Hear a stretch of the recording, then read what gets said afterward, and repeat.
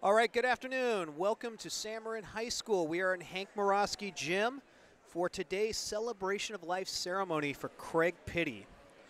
You're going to see a number of former students, friends, family members here in the crowd. We've got opening prayer by Joe Everly. We have a number of tributes from Craig Pitti's colleagues here at San Marin, former students and fellow coaches throughout the MCAL, current coaches on the staff, and a number of Mustang alumni. We're glad you're following us today. We're going to step away. We're about ready to start here in about 1 or 2 minutes. Please stay on the broadcast, and we hope you enjoy today's ceremony.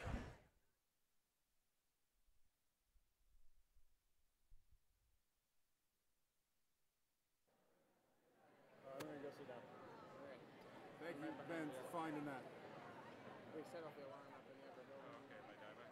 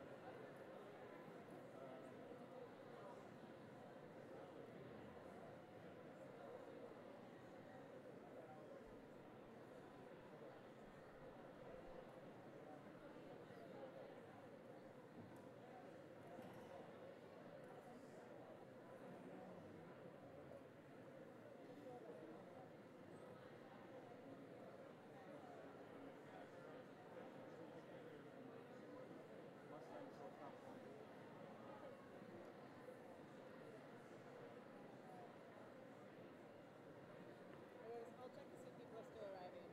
Okay. I asked Dennis to just give me a wave. Yeah, just wave. I'm going to go right here real quick, and I'm going to walk back, and when you wave to me, I'll start.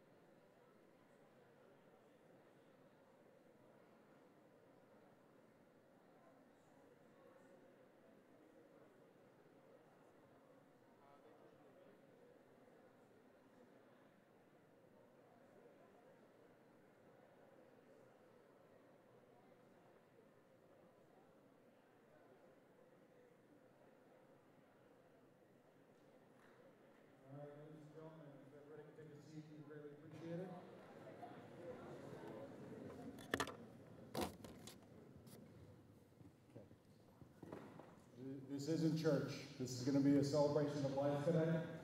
So first of all, we want to thank everybody for coming. Just in terms of introductions, my name is Tom Gorman.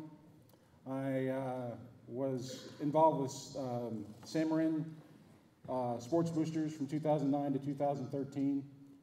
Events like this, which are unusual, Craig and I would stand up here and we would talk to parents and students. So it's both a privilege and an honor that I'm acting as MC. I would rather be known as sort of a host or a cruise director. I'm going to assist those that are come up and say a lot more important things than I could say up here. But I appreciate the opportunity to do so.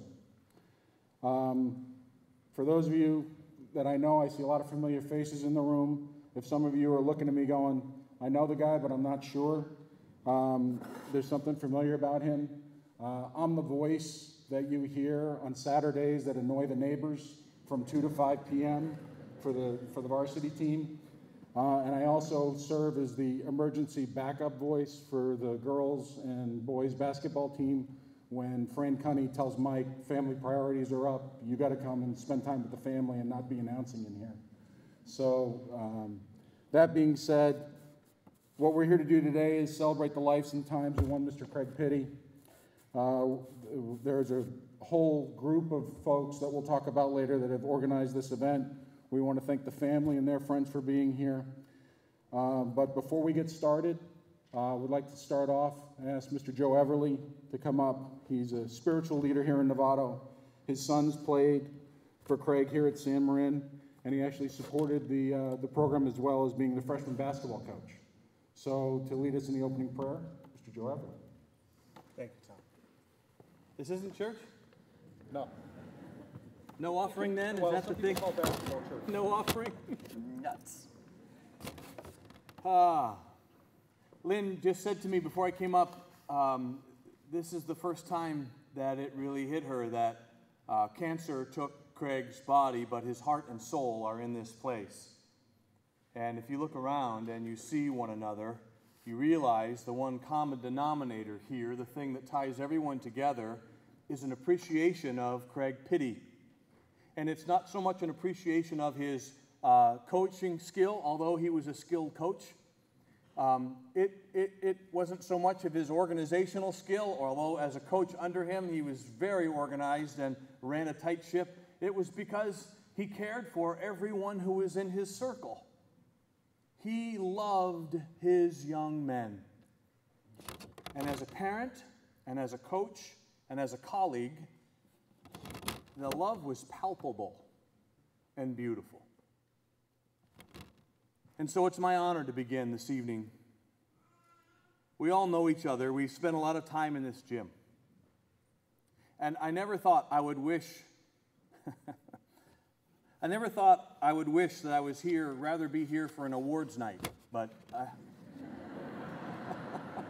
I wish this was an awards night. We're not here for an awards night. We're here because our friend, coach, colleague, Craig Pitti has died, and we want to take time to celebrate his life with one another. This is a good thing to do with one another. Because of who I am and what I do for a living, I've been asked to open our time together with a prayer. And this is a challenge because although I come from a Christian tradition, many of us do not. And it's my hope to be as inclusive as I can and filled with care this afternoon, like Craig was. Because of that, I'll use the name for God that I hope we can all agree on. It's his alias. It's her real name, and even if you do not believe in a deity, you can fully participate in this prayer together with all of us on behalf of our friend Craig. Let's do that. And so, great lover, we come to you for solace. We call on your name this afternoon, O Spirit of love in our universe, and we ask that you would be the foundation for our gathering and the spark of our memories of our friend Craig Pitti. Craig taught us about you in the way that he cared for his students, his players, his friends, and his family. And it's our hope that you'll fill us this afternoon, and that in that filling we will treat each other with a deeper sense of love and care because of this time together. We don't understand why Craig has been taken. But help us to accept what is real and true, even though we don't understand it, and help us to be with one another in a way that allows space for us all to grieve and process. Process this in a way that allows us to become more fully ourselves and more fully alive and more fully capable of love. Help us to remember Craig and to listen to those who are giving us their memories. We're grateful that we're able to do this together, O Great One, and I ask that you will help us all be present in this space together, knowing that Craig is in our midst. He is most certainly in our midst. And it's in the name and in the spirit of love that we all pray. Amen.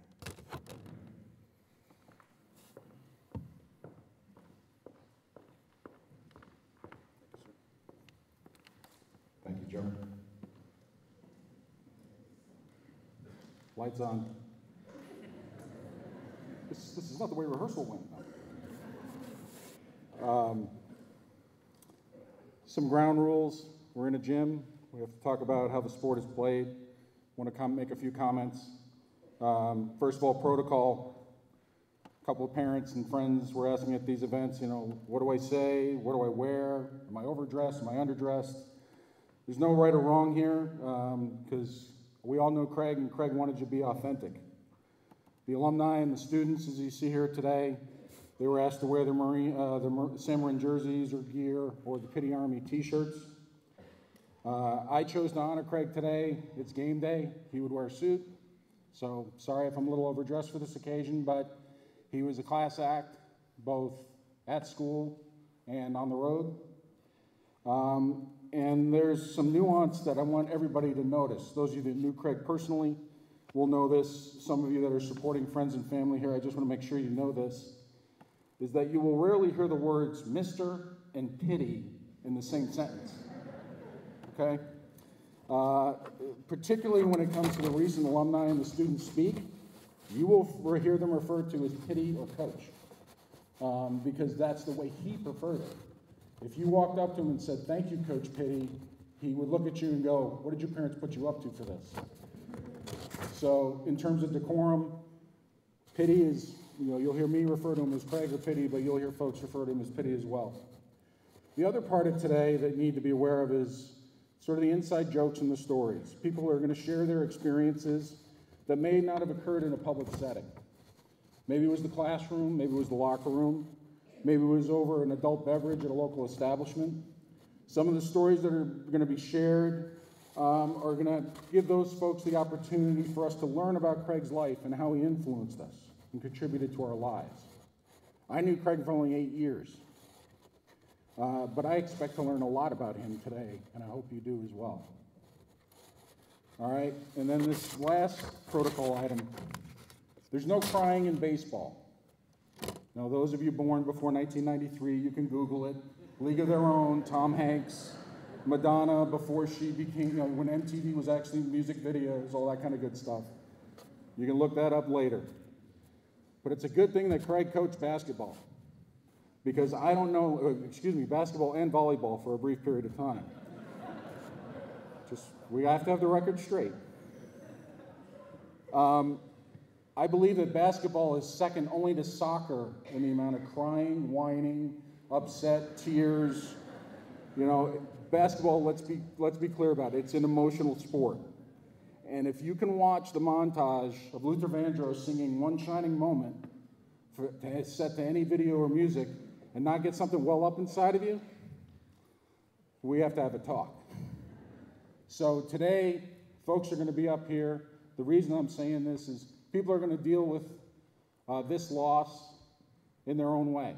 Some are going to be smiling, some are going to be dealing with emotions, and that's okay. People should feel comfortable. You're with friends or our speakers, many of which will get up in front of us for the first time. They're with family and they're with friends. We understand. And, the hope today is that the celebration can be both cheers and tears. And the best recent example I could use for you is, think of Houston Astros' Carlos Correa, who proposed to his fiancée the other night after winning the World Series. There were cheers and tears there. Or if you know a Dodger fan, there were tears that night as well. So I have a couple of things for folks. One last housekeeping announcement. Mustangs Live and Nevada Public Television is recording this event. If folks cannot make it, if you want to text them, it is being live streamed, it is being recorded. But before we get into the speakers themselves, I've been asked to read two items of what we'll call formal recognition. One from Junie Arnold, President of the Marin County Board of Supervisors, and the other one a proclamation from the City of Novato, signed by Mayor Denise Athas. This recognition signifies not only the San Marin family, but it also appreciates Craig's contribution to the greater community as well.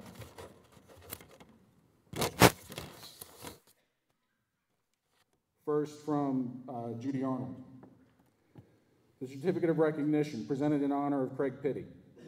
The Marin County Board of Supervisors recognizes the contributions of Craig Pitti to Nevada, and especially to the San Marin community and the entire county of Marin. Craig was a special individual who loved and cared about family. As an educator, coach, athletic director, Craig gave himself to educate and help all in the community, including San Marin High students, faculty, and staff. He influenced Marin County athletics and basketball communities through kindness, wit, and sportsmanship. He was successful in the classroom and on the court. However, his greatest impact was his generosity of time serving as mentor to many in our community. Craig Pitti's achievements are numerous.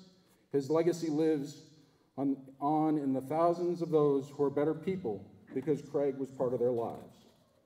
This, the 5th day of November, Judy Arnold, President of Marin Board of Supervisors. The other proclamation that I've been asked to read is from the City of Novato.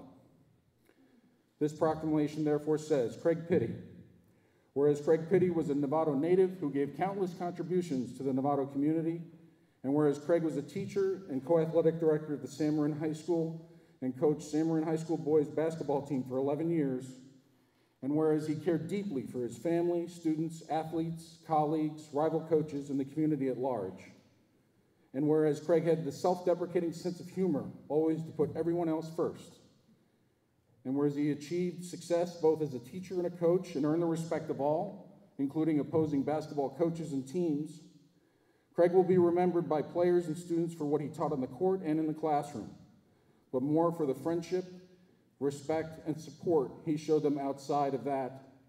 And whereas the City of Novato wishes to honor him, a native son who gave tirelessly to the well-being of Novato's youth and selflessly led by example. Now therefore be it resolved that the City Council of the City of Novato, on behalf of the residents of Novato, hereby offers its sincere and heartfelt appreciation and thanks for all that Craig Pitti has done to make the City of Novato a wonderful place to work and to live.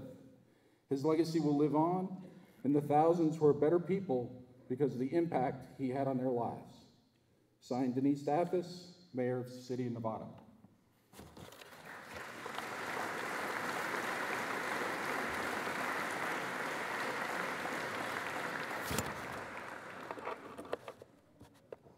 So now to the next part. So with this formal recognition completed, we've organized our speakers in such a way that we will honor Craig's life as a colleague, a teacher, a coach, and a mentor, and most importantly, as a friend. Thanks to the efforts of Taylor Schaub, class of 2016, and Alan Ricardes, we do have some video montages to precede the speakers. We invite you to enjoy these brief visual glimpses of Craig's life and the music tied into the videos and those experiences as well. Okay, Lisa?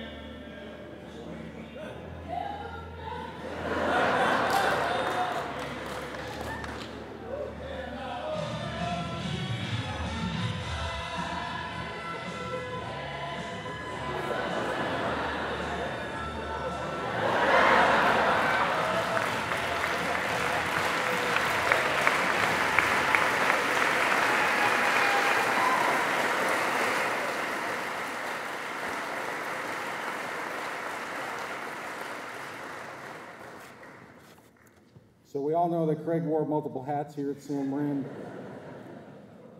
and apparently skirts too. At one point, he was not only a teacher, he was athletic director, varsity basketball and volleyball coach, all at the same time. The next three gentlemen, which you saw pictures of them in the slides behind us, not only worked with him as he performed each of these roles, they were individuals who knew him both as a colleague on campus and personally off campus, with the occasional round of golf, dinner, or adult beverage away from campus. At this time, I would like to introduce San Marin Vice Principal Mike Casper, teacher and varsity men's and women's golf coach Bob Lacey, and teacher and longtime varsity baseball coach Mr. Mark Whitburn.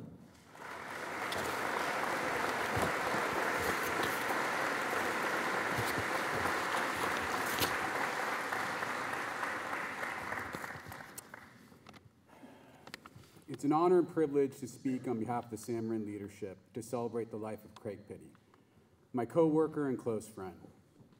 Words cannot describe the person Mr. Pitti was and the lifelong impact he had on all who knew him. Since Craig's passing, the sorrow, pain, and emptiness that is felt has been difficult to process and accept. I find it fitting that we are gathered here to celebrate Mr. Pitti's life. Celebrations are the kinds of things that Mr. Pitti enjoyed more than anything: being with the people he cared about, telling funny stories, talking sports, doing top 10 lists, and laughing. I'm hoping we do more of that today. I met Mr. Pitti 11 years ago, just about the same time I started working here. I was told there was this hotshot social studies teacher, basketball coach, who did a heck of a job as freshman coach the year before. Let's just say when I met him, I liked him immediately, and the friendship was on. It is a friendship I cherish deeply, and his positive influence will always be with me. Mr. Pitti could always read and see where people needed help. He always knew how to lift your spirits, make situations more comfortable and fun.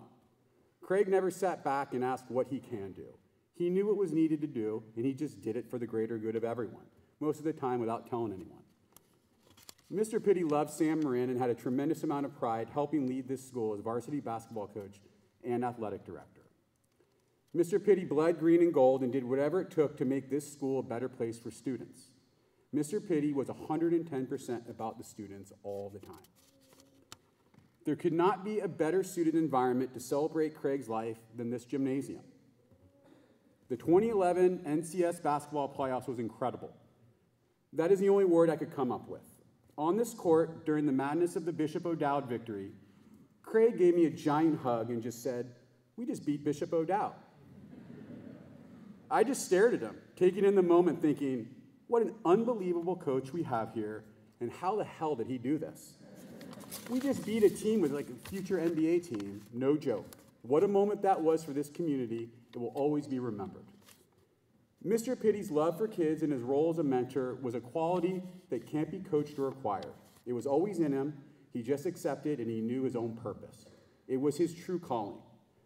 What mattered to him wasn't so much wins and losses, but the type of people his students or players have become.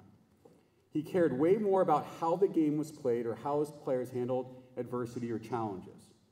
The relationships that Mr. Pitti built with his students were lifelong.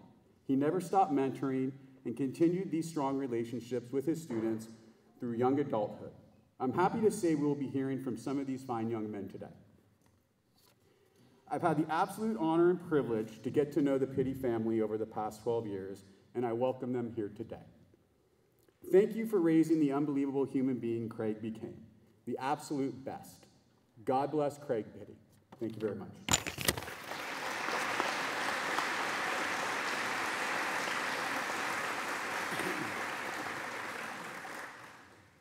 This might be the hardest thing I've ever done.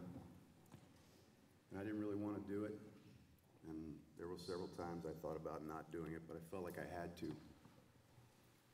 In a past life, I developed a mantra to help cope with difficult things. I won't share the mantra with you here because I'm not sure it would be appropriate for this audience. But it allowed me to compartmentalize, to flip a switch. And I've seen bad things, and I've suffered loss, and I've faced challenges, and that mantra always worked. But it hasn't worked well for me for this. Because Craig Pitti, except for my wife, was my closest friend. I'm a loner by nature. I'm not antisocial. I have a lot of friends. But I keep a barrier up, keep a certain distance. Craig Pitti broke right through that barrier. And I remember when it happened.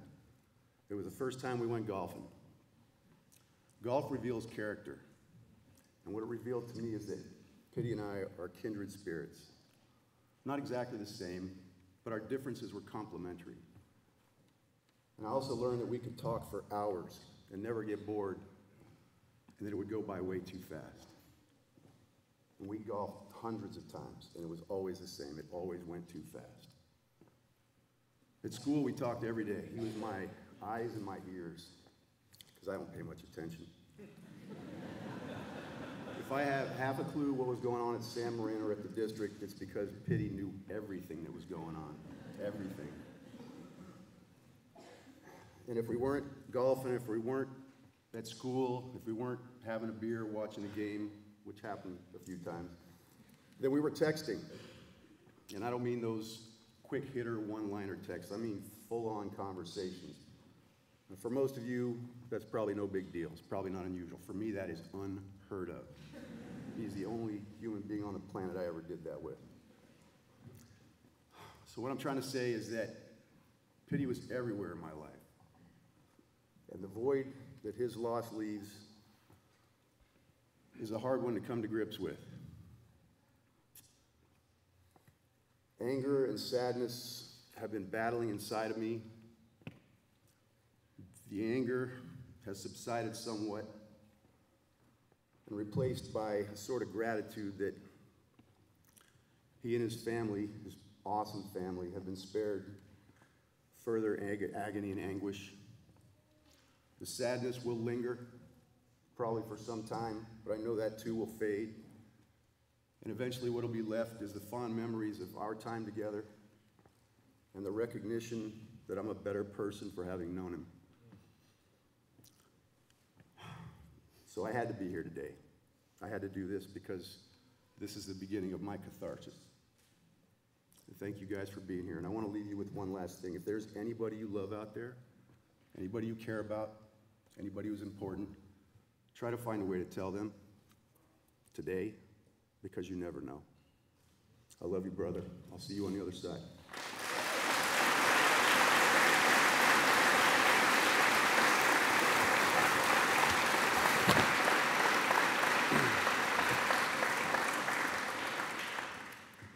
One of my first memories of doing something with Craig was going to his classroom and sitting down and talking.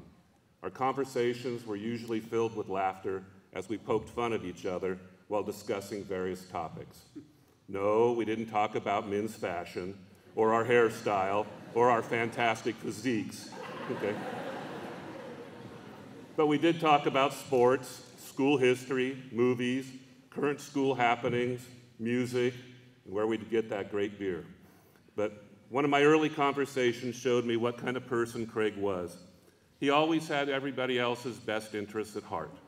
And this one day, he was upset because a teacher did not receive proper recognition or acknowledgement for something they had done for this school. And it really bothered him. And I told him, at my first education class in college, the instructor came in on the first day and said, if you're looking for a pat on the back, find a different profession. And Craig said, boy, is that sure true. So with that conversation in mind, we stepped forward to September 16th. It was 2 days after Craig was diagnosed. He goes to the football game here, and he was approached by many people. They hugged him, they encouraged him, they told him how much he means to them, what an inspiration he's been for them, what an impact he's had on their lives, and how he's respected and loved in this community. These were not just former players or former students, but they were many people from the community, and many of whom are here today. He called me up that night, and he said, Whit, this day was really overwhelming. And I said, that's okay, because it's about time you heard how people felt about you, both at school and in this community. I told him how he had done something no coach had done in the history of this school. He had united our community. I said, when your 2011 team made that magical run, this gym was filled with people who hadn't been in it for over 25 years. I said, when you played for your NCS championship at St. Mary's, Finnegan's chartered a bus full of San Marin alumni. And what did you do, I said? You thanked the fans.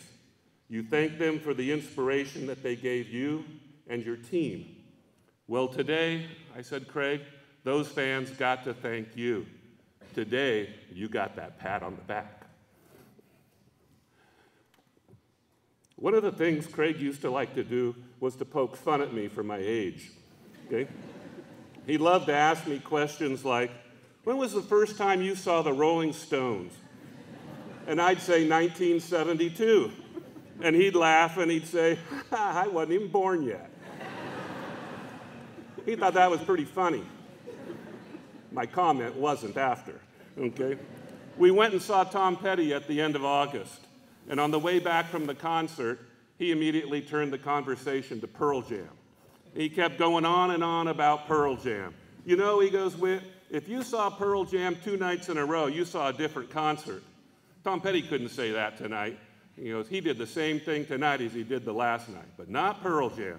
So the whole way home, Pearl Jam, Pearl Jam, Pearl Jam.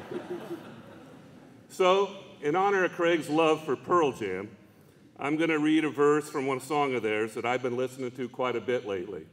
It's from the song Man of the Hour. And the sky breaks at dawn, shedding light upon the town. They all come around, because the man of the hour is taking his final bow. Goodbye, Craig.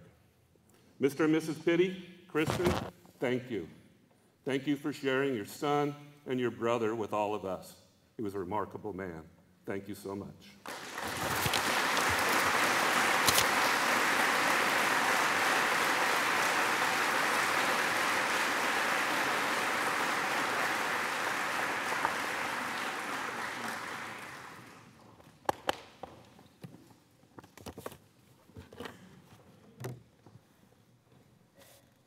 Thank you, gentlemen. So, and you'll hear this over and over again, you know, Craig's relationship, not only with his players, but with the students, was incredibly special. As I mentioned, when I was Sports Booster president, we were trying to figure out ways to raise funds and get things changed here at San Marin. I'd have the opportunity during the school day to walk across campus. And walking across campus with Pitti was an interesting experience. Most of the students would greet him with the traditional, Pitti, hey Pitti, how you doing, Pitti? But inevitably there was somebody across the quad trying to get his attention. And if they didn't get his attention, then there was going to be some reference to his latest haircut or the fact that he was follically challenged. Not saying this is one of those individuals, but now I'd like to introduce one of Craig's students who's going to share his thoughts, as Craig is a teacher and a mentor, and apparently a co-singer as well. From the class of 2016, Mr. Taylor Shaw.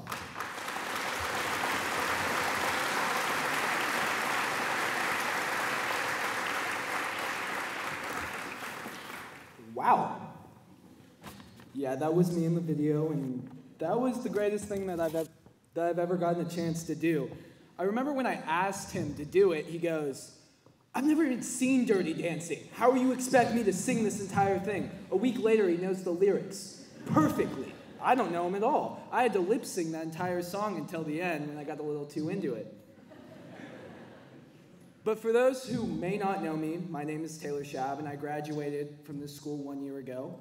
I had the honor of having Craig Pitti as my teacher, but my relationship with him was a unique one. You see, I never had him as a coach. I was never in the locker room with him. I never got to see his highest highs or his lowest lows, but I didn't need to understand the impact that he had on me and that he had on all of us. You see, Pitti was something else. He wasn't just a teacher. He was a mentor. He was a friend. He was someone that you could just go to. And I mean, no matter who you were, you could just go to him and have a conversation, whether it was about sports or politics or his weird fascination with Pearl Jam. You could just talk to him. That man loved life, and he had such an enthusiasm for it. I mean, every single one of his students, including myself, are better off because they met Craig. When I was sitting down to write this speech, it was the hardest thing that I've ever had to do. I love public speaking. Ever since I was a little kid, I never minded going up in front of crowds, whether it was in drama class or even now. I don't mind it. Right now, I am absolutely terrified. I'm shaking. I don't know why, but I am. And I think it's because I'm talking about someone who completely transformed my life. I've said this on many occasions, and a lot of you know this. But Pitti is the reason that I'm doing what I love to do right now. I get to host a sports talk show every week. I get to blab on and on and on about whatever I want, because in high school, this man took a chance on me. He looked at a scrawny little kid that never played football or basketball and said, "You know what? You want to call these games for Mustangs Live?" And I was like, "Are you serious?" "Yes." And he finally gave me an opportunity that I've been waiting for my entire life. Because of him, I got to turn that passion into tangible results. I got to go on and do all of these things. He understood that as a teacher, it's all about putting students in the right opportunity to chase their dreams. And I'm not the only one. I want to tell this story because it made me cry when I heard it. And not a lot of you guys have heard it. I don't think any single person in this room, minus my mom who was there to hear it, is going to know. But back in December, I went to my local bank to get a debit card. I was in a rush and none of the cashiers were able to help me. So one of the sales guys came over to assist. He was extremely well dressed and it looked like he made a lot of money, and I was curious because he was so young. So we got down to talking, and like the curious person I asked, I was like, "How did you get to this point at such a young age?" He was only 22. And as our conversation went on and on, he started telling me about his journey. And it was so impactful, ladies and gentlemen, because I got to understand what we all kind of know about Pitti, his ability to inspire. He told me that summer going into his senior year, his parents got stricken by the economic crisis and subsequent recession and had to move back to Mexico where they immigrated from. And he didn't know back then, but he was going to have to stay here in America and do it on his own. He was going to have to figure it out. The only problem was he had no money and his parents couldn't help. They could only give him their old van to live in. He had to get a job at McDonald's and eat there every single day while going back and forth between between his girlfriend's house and the van. He finished his senior year without telling any of his friends what was going on. Then he looked me dead in the eyes and he said, "What changed my life was I had an economics course with a teacher named Craig Pitti. That man spoke so elegantly about a topic that everyone else just thinks is boring, right? It's economics, and it's just all these numbers and abstract things." He goes, "But I saw the real world results of what I could get from that. And I decided right there in that moment, I'm going to change my life and I'm going to become successful and I'm going to make something of myself, something that I couldn't make in Mexico." So he did.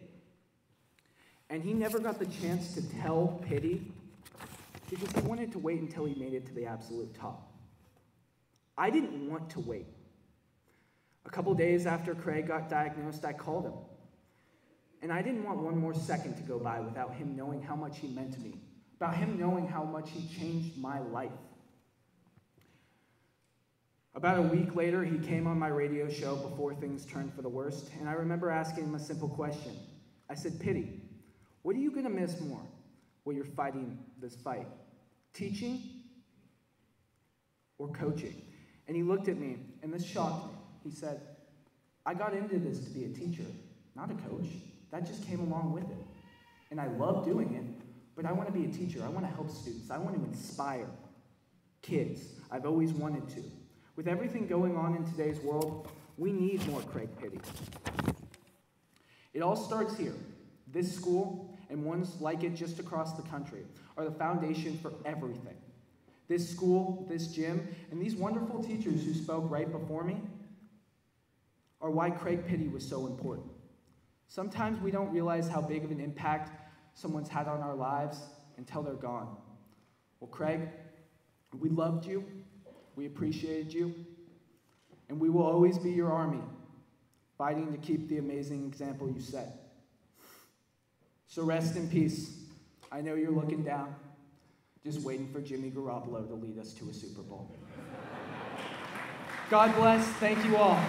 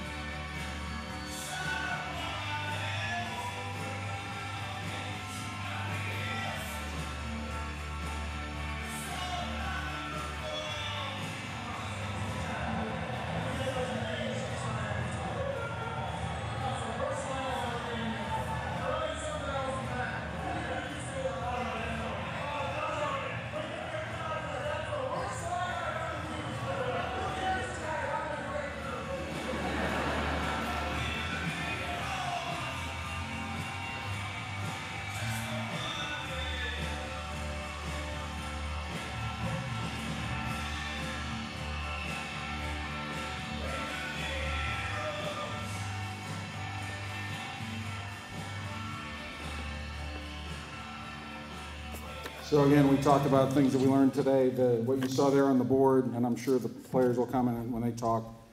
That was on the whiteboard the night that the 2011 team went out at Redwood and won the MCAL championship, and that was the beginning of the run that you've heard many people talk about, which included the Bishop O'Dowd win here, and then the trip out to St. Mary's.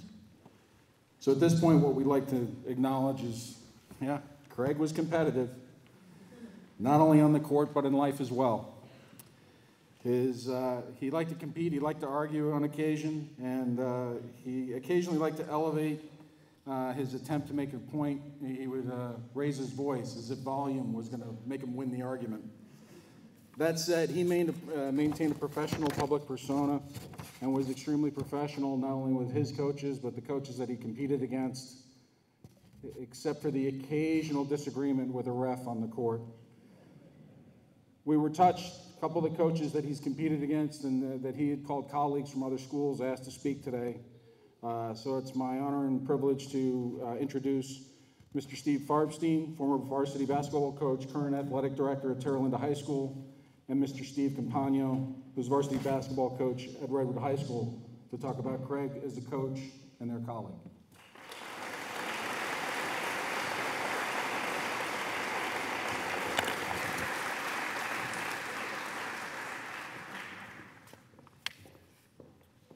I believe it says in the program if any other coach would like to come on down and stand behind, they're welcome to do so.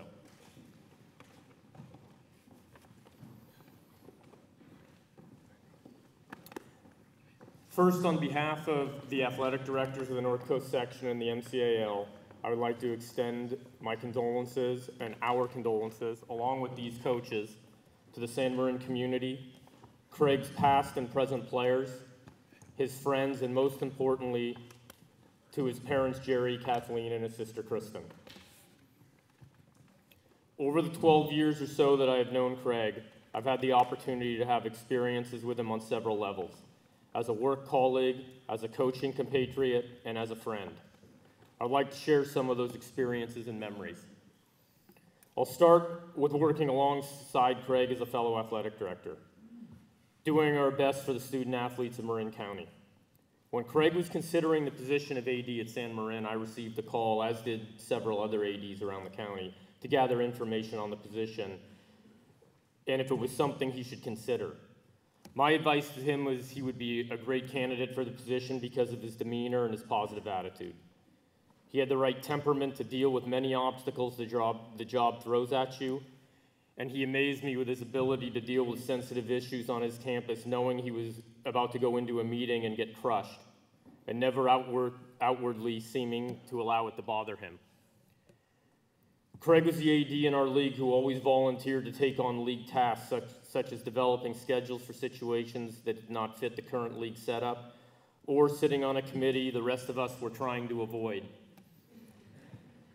We always would stay quiet at the meeting, and we said the single guy will definitely step up.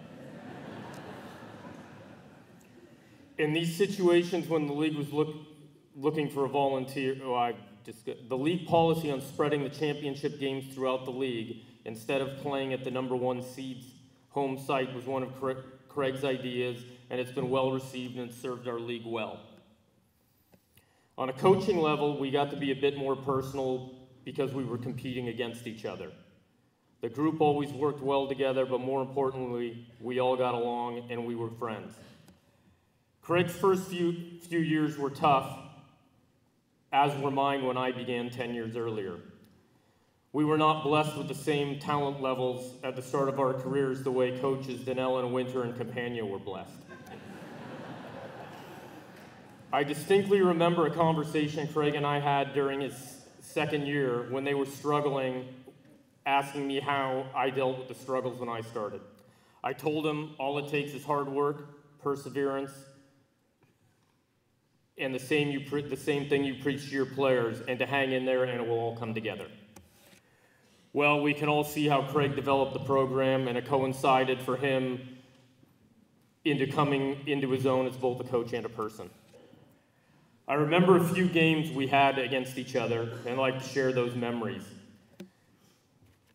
TL had gotten the better of San Marin for a while, especially during Craig's early years, but the tide would eventually turn.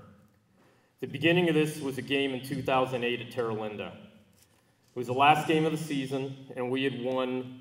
If we had won, we would have been the number 2 seed and gotten a first-round bye, but had we lost, Terra Linda would have been a 5 seed. That's how close the league was that year. We had a 1-point lead late in the game. San Marin was working for a game-winning shot. They missed the shot, we secured the rebound, and the San Marin center, Michael Lopez, did what he should have done by giving our player a nudge and committing a foul and knocking our player toward the baseline. Unfortunately, the officials did not see it that way. And there was no call made, and our player that was falling out of bounds happened to throw the ball back in play right to Michael, and we fouled him. Michael made both free throws, and San Marin won by 1. This was the first Pitti coach team to beat Terra Linda, and it had happened at Terra Linda, where San Marin had struggled in recent years. Craig always reminded me about how that game ended. He would always tell me with a smile on his face, and the debate always rages on. Second game was in this gym in 2010. TL had a 22-point lead after 3 quarters, and somehow San Marin won the game in overtime. To this day, it's still a blur to me, and I could really never figure out what happened. While on the receiving end, it was a reminder of why sports are so great. However, what many people do not know is this game should have ended after 4 quarters with San Marin winning the game by 6 points. I caught this watching the game on film, and I later shared it with Craig. We were up 19, and San Marin hit a 3 at the end of the 3rd quarter to cut the lead to 16.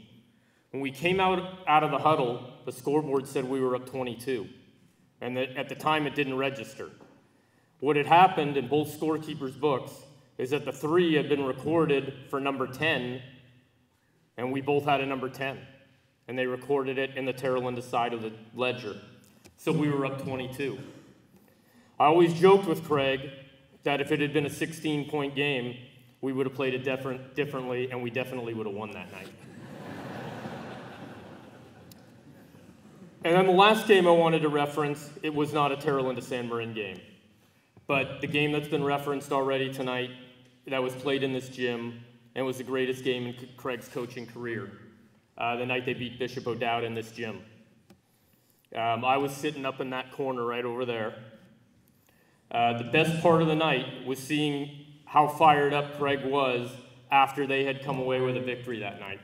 The smile on his face, with this being his first real deep run into the playoffs, you could see he was enjoying himself, and it was great to see. And as coaches, we all know how special that first run is, because expectation levels changes, and we're all expected to get there after that. Lastly, over the past 4 or 5 years, Craig and I began playing golf together in the summer. And this is where I really started to get to know Craig on a more personal level. I began to further understand why his players loved him and why they loved playing for him. His self-deprecating sense of humor, his willingness to always want to help and make things better. He would give the shirt off his back and do almost anything for the people he cares about, and that is the entire San Marin community and beyond.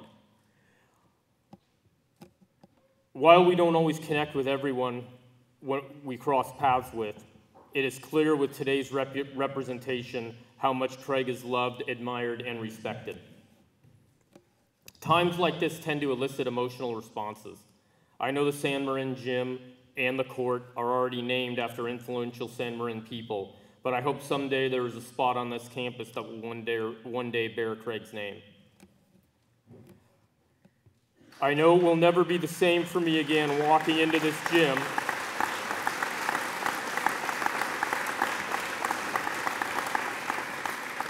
I know it will never again be the same for me walking into this gym and not see Craig stalking the sideline. While it's been 12 short years since Craig and I first met, I can tell you my life has been enriched by the opportunity to have known Craig Pitti. I'm going to steal something from Steve Kerr right now. Instead of a moment of silence for Craig, could we all please stand and give Craig an ovation, representing his spirit and love, which he so remarkably deserves.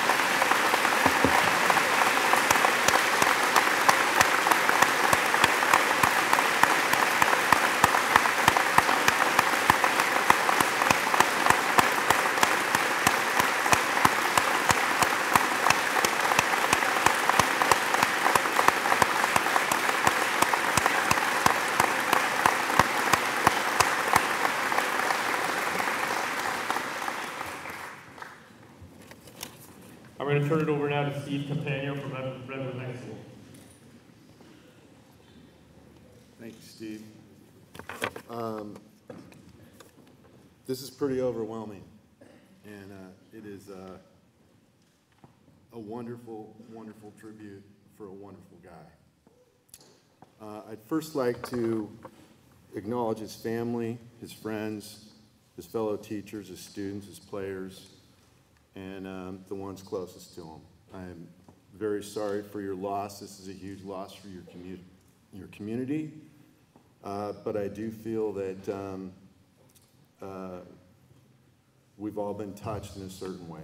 So I think that was great what Steve said, and just it's tough. I would describe Craig Pitti, the person, as someone who was extremely genuine, extremely gracious. He was humble. He was dedicated. He was respectful. He was polite. And yes, he was competitive. These are just to name a few. I also would say that one of the things I liked most about Craig, when we came up here to play, or he came down to Redwood, he always took time to talk to you. He always had something to share. He made you feel important, and we always try to do the same thing. Craig Pitti, the coach, his teams always played hard. They were disciplined. They bought into his philosophy, and they won really big games.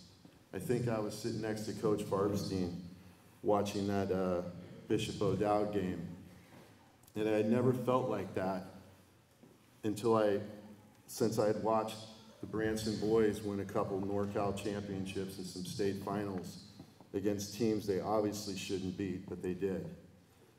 How do they do that? They do that because they respect their coach, they buy into the philosophy, they love each other, and they just play for each other, and they play hard. And I think that is one thing that his teams always did, and I respected that a lot. A couple of stories about Craig. I started coaching at Redwood in 2008, 2009. And the first time we came up here to San Marin was near the end of the season. And we'd already beaten them at Redwood. And we came up here, and I could not believe that I walked into a locker room and there was no whiteboard. There was nowhere to write. And I'm a writer. So I had every guy on the team, I had to break him down. We're not going to let this guy do this. Keep Stewart off the boards. Don't let JT shoot a three. You know, had it all the way down the list. And I had nowhere to write. So the PE locker room was open. And we always dressed in the back room back there. So there was a box of like new stuff. I tore the box up, ripped it up, wrote on it, had my whole game plan on the box. We're going to do this, we're going to do this, we're going to do this, we're going to do this. We're not going to let them do this, we're not going to let them do that. Well, we came out and we won the game. I forgot the box. It stayed here. So we'd already beaten them twice that year. And who do we get in the first round of the playoffs? We get San Marin. I'm not going to change a thing. We're going to do the same thing we've been doing the whole time. Nothing was working.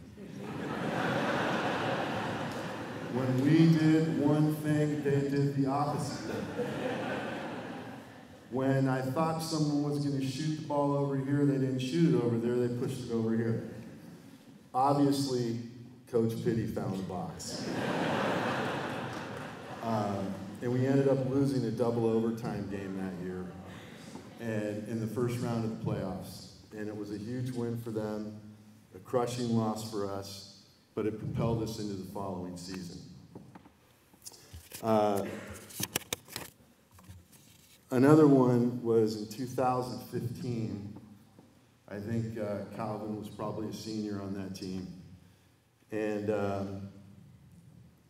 they were, if they beat us, they tied for the MCAL championship, for the regular season. And it was a tough game, back and forth, and I finally figured out why he could dance, because I saw the video. They ended up hitting a game-winning shot. We lost by 1, and Craig was all over the floor. He was everywhere. And one of the things we always try to do was, shake hands with the other coach. So I just stood there and waited, and finally he looked and he goes, "Oh my God." And he walked up, he goes, "Steve, I'm sorry." I said, "What are you talking about? I loved watching you out there dance around. It was great. And you deserve to. You guys just did something fantastic." So we had some battles, and we got a chance to talk during the summers. We always played in the Rose City tournament at Cardinal Newman. I would see him up there. We coached our summer league teams, and I was always impressed because Craig coached all the levels. There was times he was coaching the freshman level. There was times he was coaching the junior varsity level, not just his varsity kids, but he was all in. And I know from speaking to his friends that he was like that as a friend as well. We had some great conversations, and one of the things that I thought about, and I did get a chance to see Craig on Wednesday, and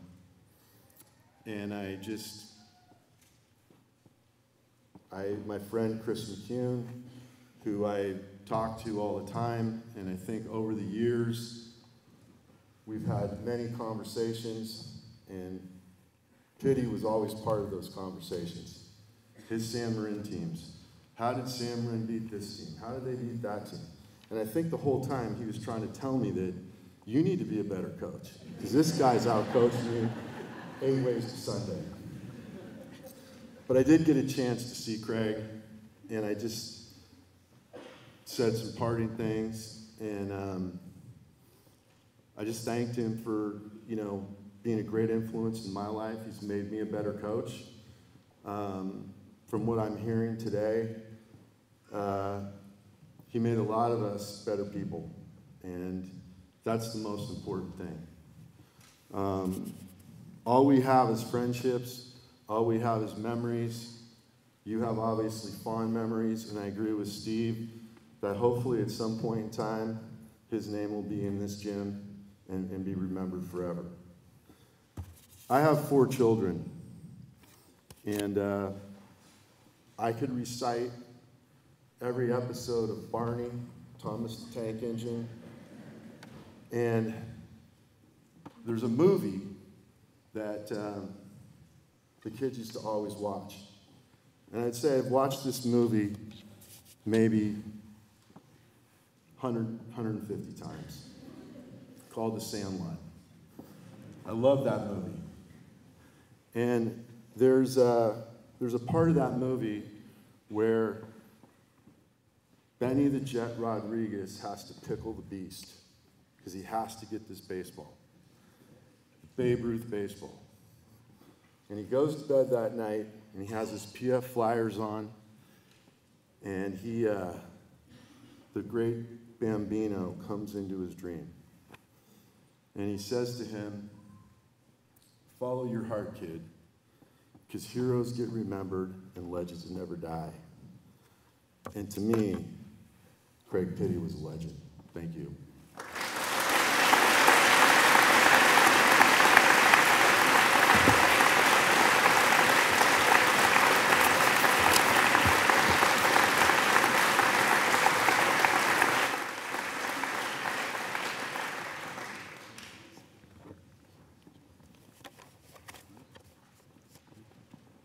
Folks, a round of applause to show the respect.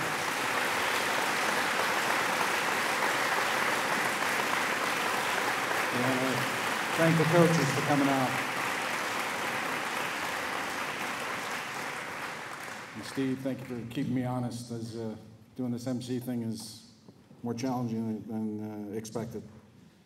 But that being said, before I introduce or ask the next two gentlemen to speak, I think Whit mentioned it earlier, preparing for this event, you sort of reflect on things. Bob Lacey did the same. And one of the things I reflected on was Craig's use of the word my. It's a simple word, M-Y. And maybe it's my fault because I had parental blinders on, but whenever you got into a discussion with Craig, and if he felt a little defensive, he'd say, my team, my coaches, my. And the way he said it in a tone, it sounded like a 2-year-old, collecting their toys in the room. Mine. I was like, okay, Craig, relax. We're just having a conversation. But then I thought about it as I was reflecting on this, and his use of the word my was not that of being possessive or being that he controlled something. It was reflected in his belief that either if it was an individual or a group of individuals, his team or his coaches, he was undeniably loyal to that group or that person. And yes, he was somewhat protective. My for him meant he valued their opinions, he valued their commitment, and what he believed in, and he would do what was ever necessary to help them, either on a personal or professional level. So with that as some perspective, I would like to take the opportunity to introduce these next two gentlemen the way I think Craig would introduce them. He would introduce them as my coaches and my friends. Junior varsity basketball coach Jeff O'Brien, and leading our varsity basketball team this fall, Dan Kurtaz.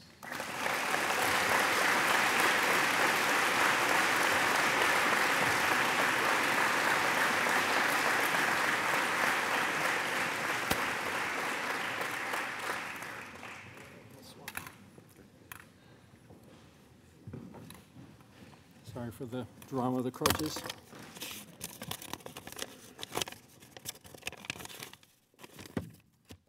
Wow. Those of you who see me at award nights know this is not my normal strength venue here. But it's hard to believe that 13 years ago, almost to the day, I first met Craig in this gym. Sue Taggart, wherever you are, she's the one that I need to thank for introducing me to a friend that I would cherish for the rest of my life.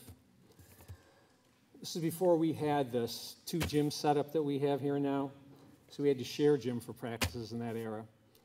Imagine Craig at 26-year-old and the energy level.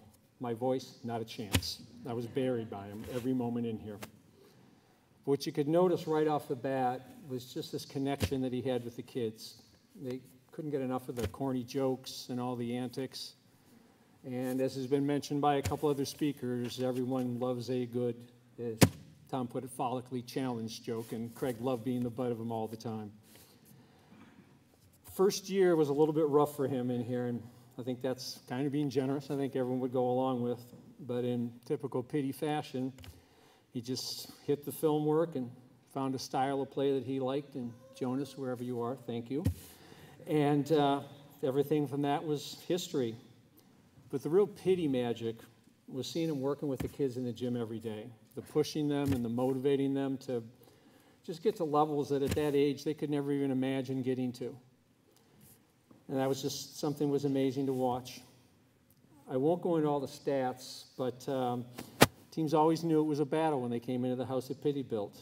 The energy in here at game night was just off the charts, and No game was complete without the student section chant of pity, pity, pity at every game.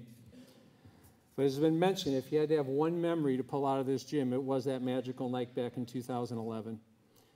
Anybody in here, you can close your eyes and you'll never forget the sound of that "I believe that we will win" chant just echoing through the gym. And truth be told, I thought it was just going to piss off O'Dowd, so I wasn't sure if you guys should have been doing it. But that he can pull something like that off shows kids, adults, and a community that if you really go for it, it's amazing what can happen out of things. As exciting as all that stuff was, what I'm going to remember most about Craig is the random Tuesday, Thursday night open gyms that we'd be in here, talking with the kids, getting to know them better outside basketball. And I still think this is what Craig truly loved the most. And this is where that Pitti family feeling could just really grow. The kids always knew that he cared about them, and they always knew that even when he was telling them the honest truth sometimes, which can be difficult for any adult to tell a kid. Craig had a really lucky break in the start that he grew up living the Novato dream. He's got this family, and if you see any family picture from that era, there's 6 or 7 mothers, 6 or 7 sisters. Well, it's actually 16 or 17 sisters is more accurate. But with Craig's face always there right in the middle of the picture with that infectious smile. We're lucky that he was brought up in that environment of support and love, because that's what he was able to bring here to San Marin and the San Marin family. The day after Craig passed, Dan and I met with some of the players in here, past and present, and all of us just kind of looking around, expressing the same emotions that can't put it into words. It just feels better being in here, and I think this shows that everyone just wanted a little bit more of the Pitti love. Thank you, and God bless.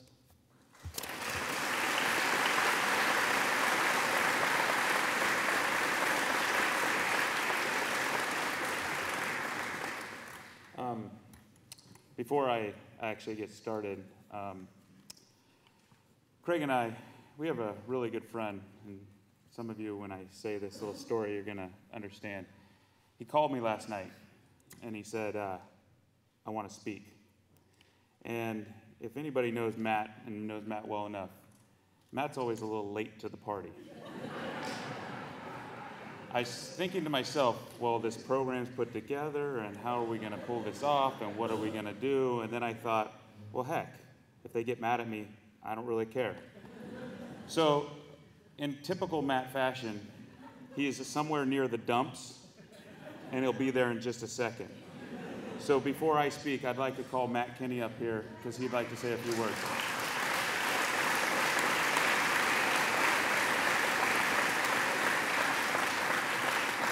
Yeah, I made it. I'm here. I actually got here about 45 minutes early, which is remarkable for me. As Dan Kurtaz, or as he so eloquently put it, my name is Matt Kenny. I've known Craig for the past 30 years. To say he was a friend is an understatement. Craig was considered my family. His dad, Jerry, seated right there, once called me Craig's brother from another mother. And I love that term, so now I've been using that a lot. Thank you for that. So Craig and I first met back in the 80s. Some of you probably weren't born yet around here. Back at Our Lady of Loretto School. After hanging out with Craig a couple of times, we realized that we had several interests in common. We were very competitive, for sure. And we quickly became friends.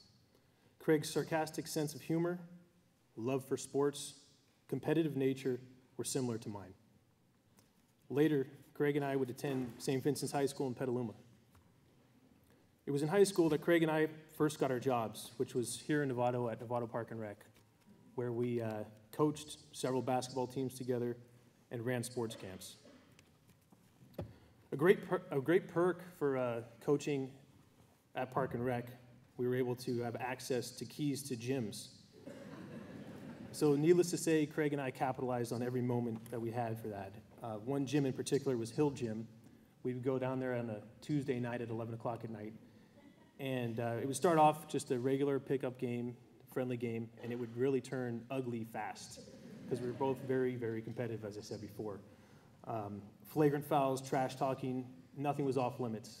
I remember we would play to 100 by ones, and we'd play the best of 3 series. So we weren't home until 2 o'clock in the morning, but before that, we'd hit 7-Eleven, of course, and get our, I'd get an egg salad sandwich and throw up in the parking lot, and Craig would get a Slurpee. Low calorie, of course. So after discovering that career in bartending was not in the cards for Craig, as many of you probably don't know, Craig has a license in bartending. Anybody that's been to his house would understand what I'm talking about, and I'm being completely serious. He does have a license. But after that failed attempt, he decided to go to Dominican College, which was an excellent choice. That's where he pursued a career in teaching. This decision was absolutely a perfect one for Craig. Craig was a person of high character, a born leader. He was very meticulous, compassionate, and above all, a great role model. Craig eventually found his home here at San Marin High School, where he excelled in teaching and coaching. Craig started coaching basketball as a freshman at the freshman level, and I was one of his assistants. God help him. Craig worked his way up through the ranks and eventually took over the program. And I can remember him the day that he took over the program here. He gave me a call, and he was so excited. It's something that he was always looking forward to. And when he was talking about his goals and what he wanted to accomplish here, I was like, you got to slow down. Your team, you didn't have the best team. You didn't inherit the best team at the time. That was when San Marin wasn't really on the map at that time in sports for basketball. So I remember, I remember him telling me that he wanted to build something special here at San Marin. He wanted the Mustangs to not only be competitive, but he wanted to turn them into an elite team in the MCAL. Craig knew this was going to be a process. He would tell me that he wanted to have a team that the community and the student body were proud of. A team that people wanted to come and see. He wanted to build a winning tradition and maintain relationships with his former players and their families. It's obvious that Craig not only accomplished these goals, but he exceeded them. One of Craig's most significant moments in his life, and people have mentioned this on several occasions, I'm sure we'll hear it again, was the Bishop O'Dowd game on this very floor. And that night, if you were here to witness that, it was one of the most incredible things that I've ever seen. And it's something that will live with me forever. And I know the group of friends that we have, Craig would often have us over at his house, and we would watch World Series games, the NBA Finals. But at the end of each title, when the Warriors won or the Giants won, he'd pop that Bishop O'Dowd DVD in. And I mean, he would dissect, he knew the plays, he knew everything. Here's Glennon hitting a shot from here. Where's Glennon? I don't know. So anyway, but he knew everybody, where they were on the floor, and he would get upset when people missed an assignment, and he was still yelling at the TV, and he would point out to the fans and the crowd going, hey, that guy, that was cool that he showed up. I haven't seen him in the gym in 20 years, So it was really a big moment for him, and I think it was a moment that kind of turned the tide for the program. And, I have, after 30 years of knowing Craig, I've got tons of memories, tons of great times, but I felt like the one memory I wanted to concentrate on was something, I just wanted to leave you with one last memory of Craig and how he lived his life. And when Craig found out that he was diagnosed with cancer, he called me that night.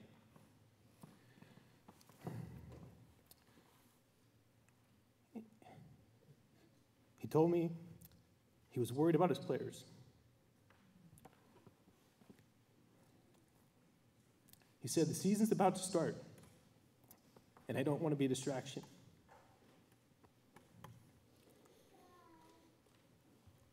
He then followed it up with what's going to happen to my students. I don't want them to be bounced around. I need to be there for them. I need to teach them. That was Craig. He always put others before himself. Although he's no longer here physically, he will always be here with us in spirit. Thank you very much. God bless you, Craig.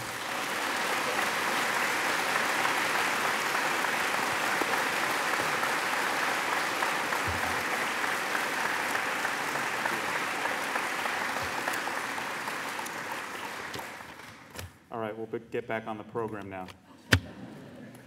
I wrote out what I wanted to say and do everything, and it's kind of like, feels like halftime almost. We're in the area between the gym and the locker room, and Craig will turn to me and say, "I got nothing. What are we going to do?" And right now, it just feels like one of those moments where I could read what I wrote, or I could just speak from my heart.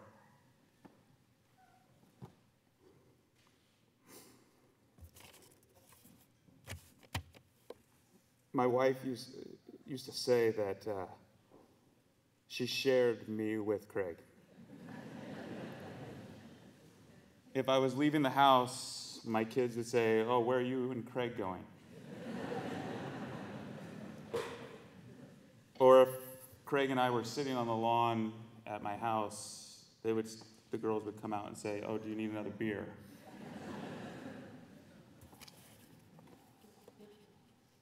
Craig and I would have those long texts, those long messages, while watching the most meaningless game on TV. We would dissect game film through text messages while we're each watching it on our computer screen at home.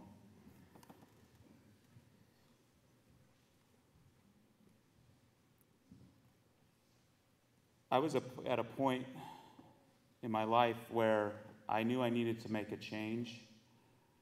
At the time, I was the assistant principal at Novato High School, but the time that you invest in that job takes you away from your family, and I wanted to be around my girls more.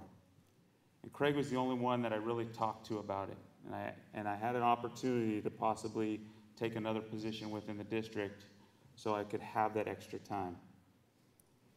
And he just kept giving me advice, talking me through it. So one day I made the decision and the ability to move and leave a school that I had not only gone to but worked at for 12 years. I was going to leave and move to Hill Middle School and become the dean. So I called Craig up and I said, "I made my decision and I'm going to be the dean at Hill." And he goes, "That is a fantastic decision. And now you can join my coaching staff."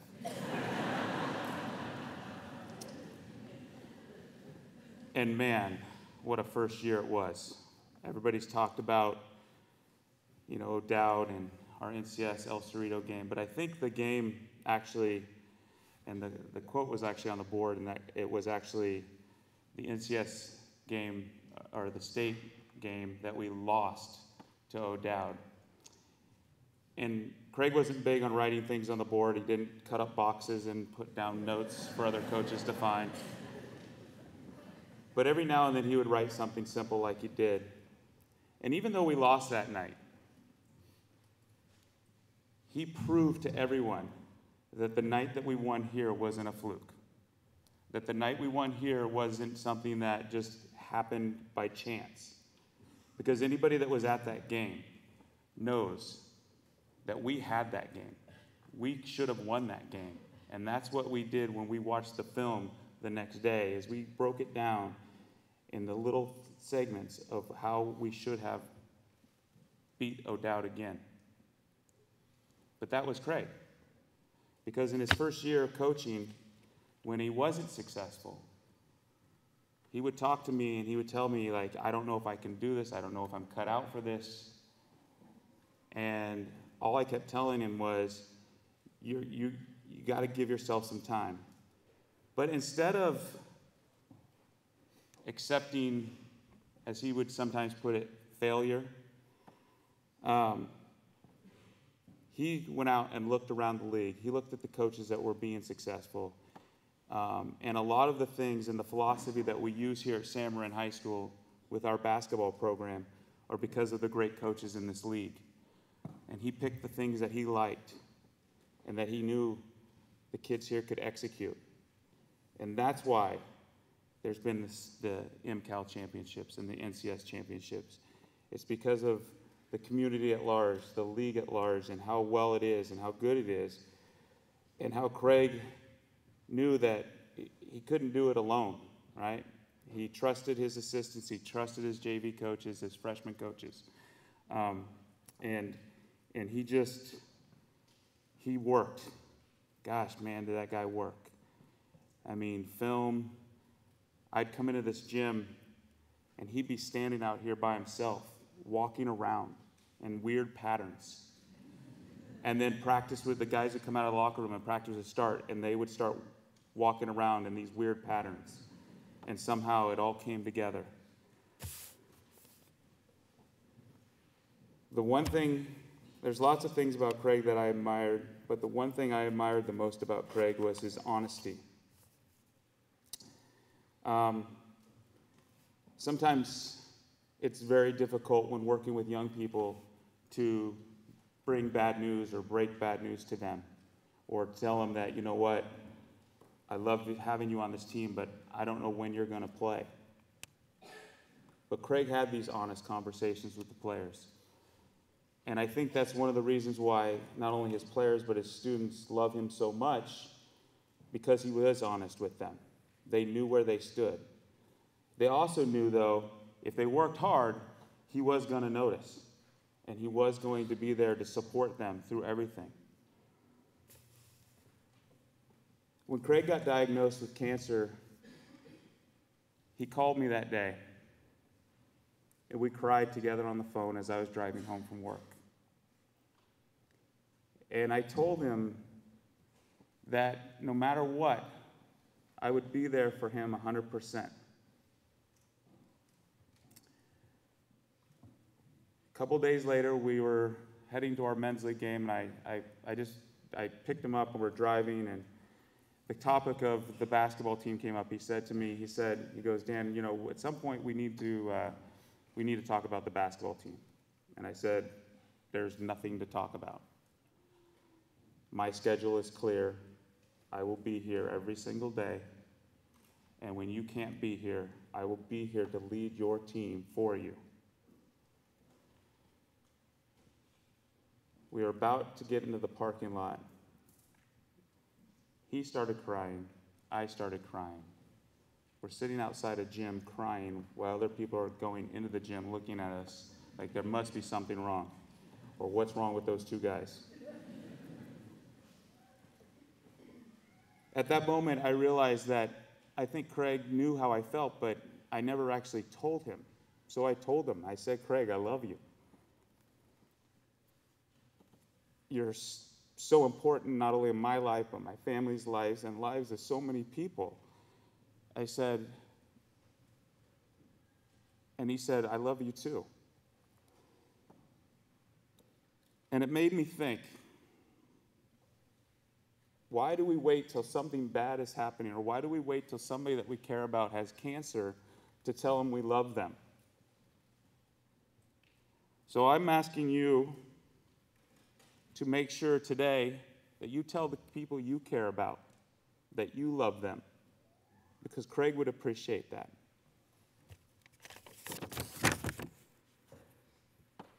Craig's favorite player growing up was Magic Johnson. My favorite player, Larry Bird. He likes Syracuse, I like Georgetown. Lots of arguments. When Larry Bird retired from basketball, Magic Johnson was there to unveil his jersey. And Magic Johnson said, there'll never be another Larry Bird. And I'm here to tell you, there'll never be another Craig Pitti. Thank you.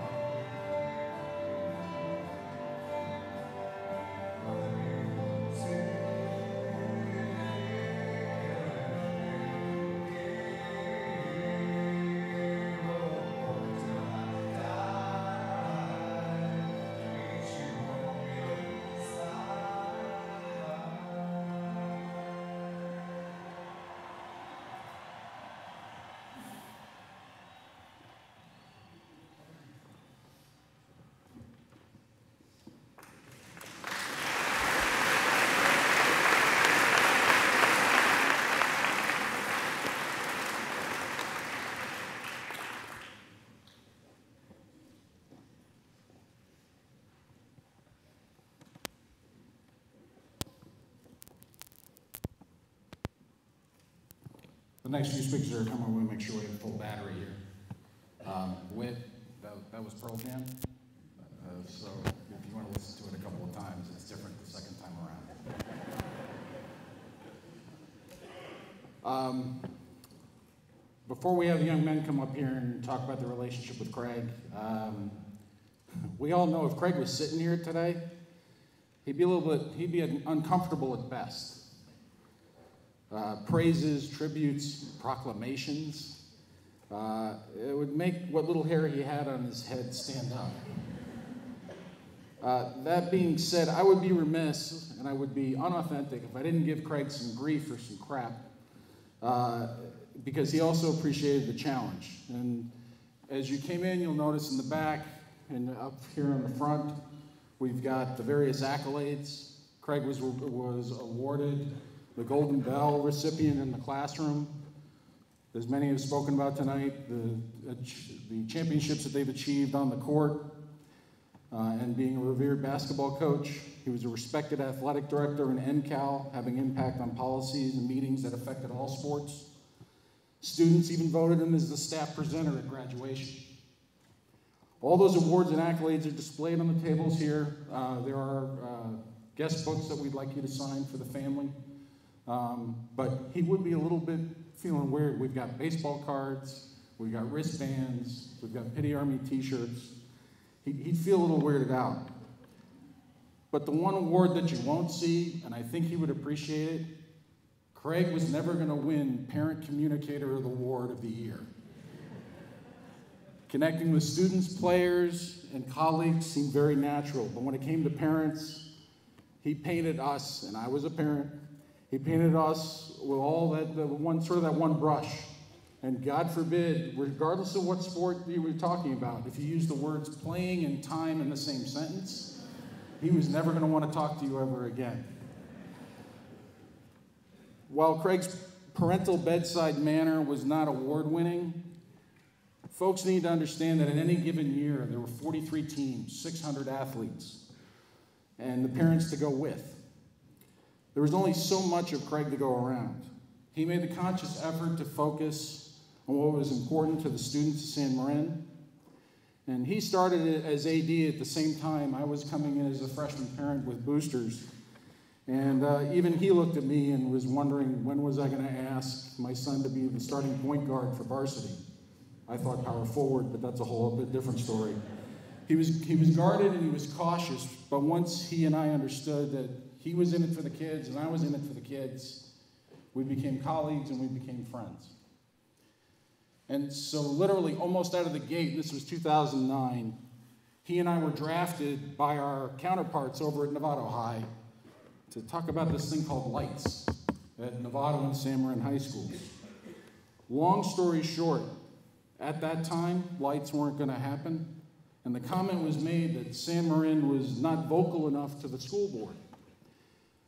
Craig and I took that message to heart, and there were many school board meetings that Craig attended on Tuesday nights until 11 o'clock, 12 o'clock at night to make sure that San Marin's voice was heard. The result, at the time, $50,000 of improvements to our baseball field and the yellow field house that you see out back here with our snack shack and bathrooms was a result of Craig's efforts. While it might not have appeared publicly, Craig cared deeply about all the sports programs here at San Marin. He worked diligently behind the scenes to improve our programs. He would attend events, but occasionally would watch from the opponent's sideline or away from the crowds in order to allow the parents to enjoy what their children were doing on the field and the game itself versus listening and debating with parents on what the coach's strategy was or what the tactics were being used on the field. And as a basketball coach, let's be honest, Craig was notorious for not playing a deep bench. 6 to 7 players on the roster were common for him, and lacking that parental bedside manner didn't make times easy when the team was struggling. That being said, whatever your beliefs, I think as Joe mentioned earlier, where you're coming from, can you guys just imagine for a moment where Craig is today? And sitting next to him is Al Globe and Papa Hickey, and they're giving Craig an earful about 1-3-1 traps, whether or not to do a full court press, and how he uses his bench. I'm just saying. He heard you. He heard and he listened, and he tried extremely hard to please as many people as he could, but there was only so much for him to go around. So I say that as a parent, but what we want to focus on now is what Craig lacked in parental communication skills was completely outweighed by the energy put into his student relationships. I like to purposely point over to this section over here from where the Mustang Live folks are and the cameras are. I would argue to you that second probably only to his classroom and that room back there being the locker room. This was Craig's favorite spot on campus. Leading and coaching the players was something he had a passion for and something he thoroughly enjoyed. What was even more amazing was not only the connections that he had with the players that were over here, but he also had connections with the students that were over here in the student section. Players and students respected his honesty, his no-nonsense nature, and what was really inspiring that I got to see over 4 years is he actually helped some of those players that were 8, 9, 10 on the bench over here transition for whatever reason. Maybe they were better at other sports. Maybe they had other things to focus on as it related to their school and what was going on. He helped them transition from being a player over there to being a leader over here. That takes a tremendous amount of talent. It takes a tremendous amount of gift. I don't know how you can convince a 17-year-old to move from there to there and then willingly do it, make the choice, have the responsibility to do so, and still respect the coach afterwards. Craig had an incredible talent to do that. So, to share and reflect on what it meant to play for Coach Pitti, we're going to have members of the selected teams come up. If the teams want to stand behind the individuals that are presenting, please do so. First up, from the class of 2012, member of the aforementioned NCS Championship squad. He's currently coaching, one of the coaches at UC Santa Barbara in varsity basketball, Mr. John Seavey.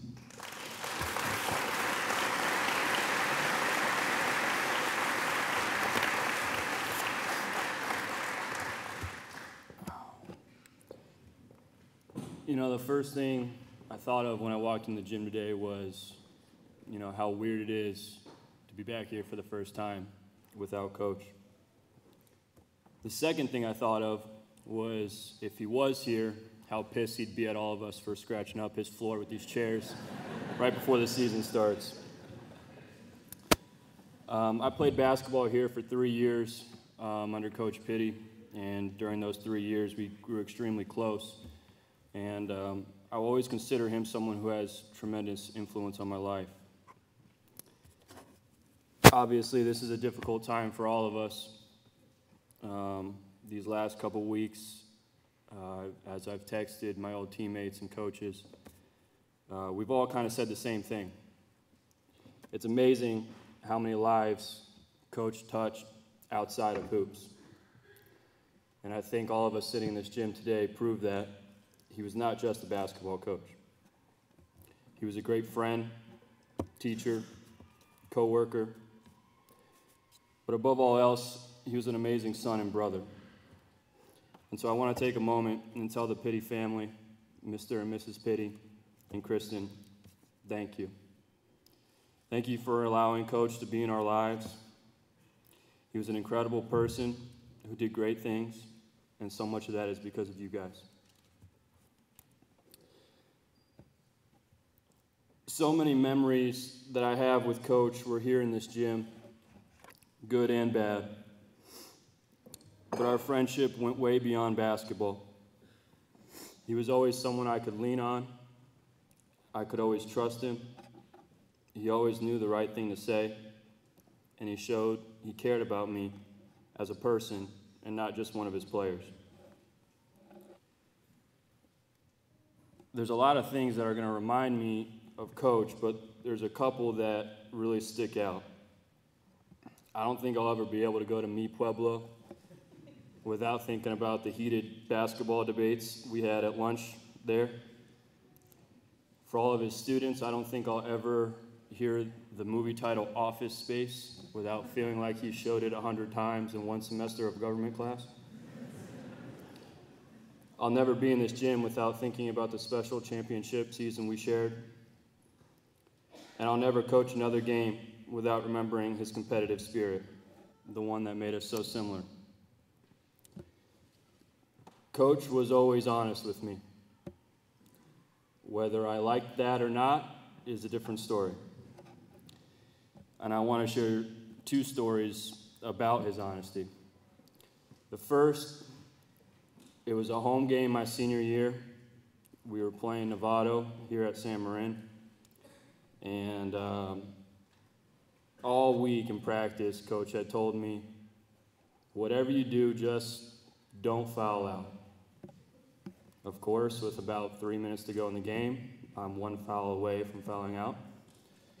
And in the huddle, he says, CV, just don't foul out. We go back out, I commit a foul. As I'm walking over to the bench, he's got his arms in the air, cursing under his breath, and I just know it's coming. As I start to pass him, he was notorious for mumbling things to me, whether it was on my way to the bench or on my way off, that would really just get me going. And I'll never forget it. Walking slowly by me, he goes, "Thank God, now we might have a chance to win."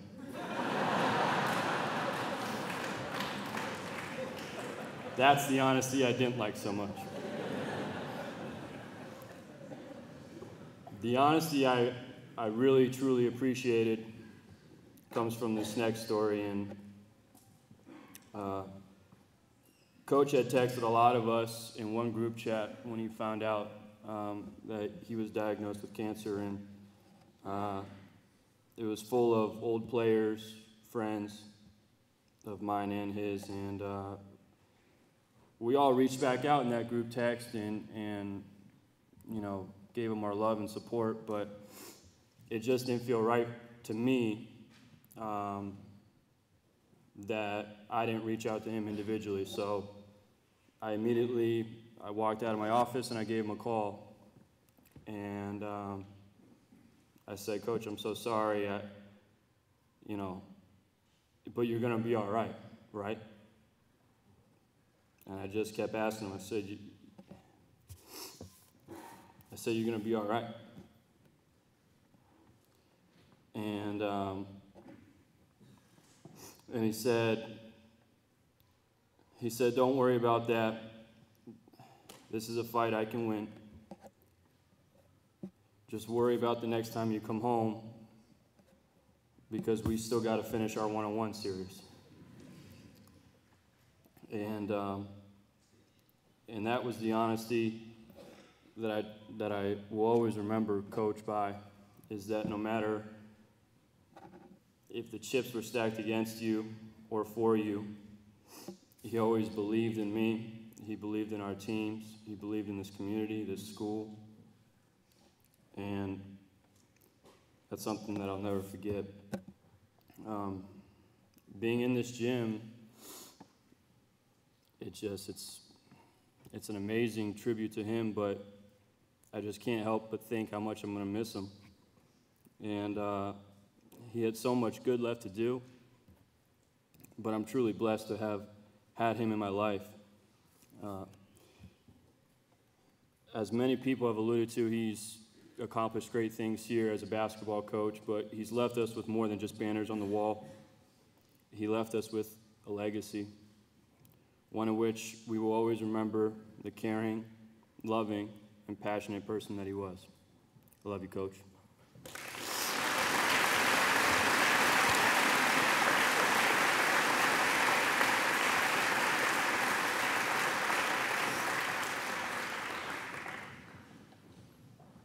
Next up, from the class of 2013, currently a senior at Sonoma State, playing varsity basketball, Mr. Noah Everly.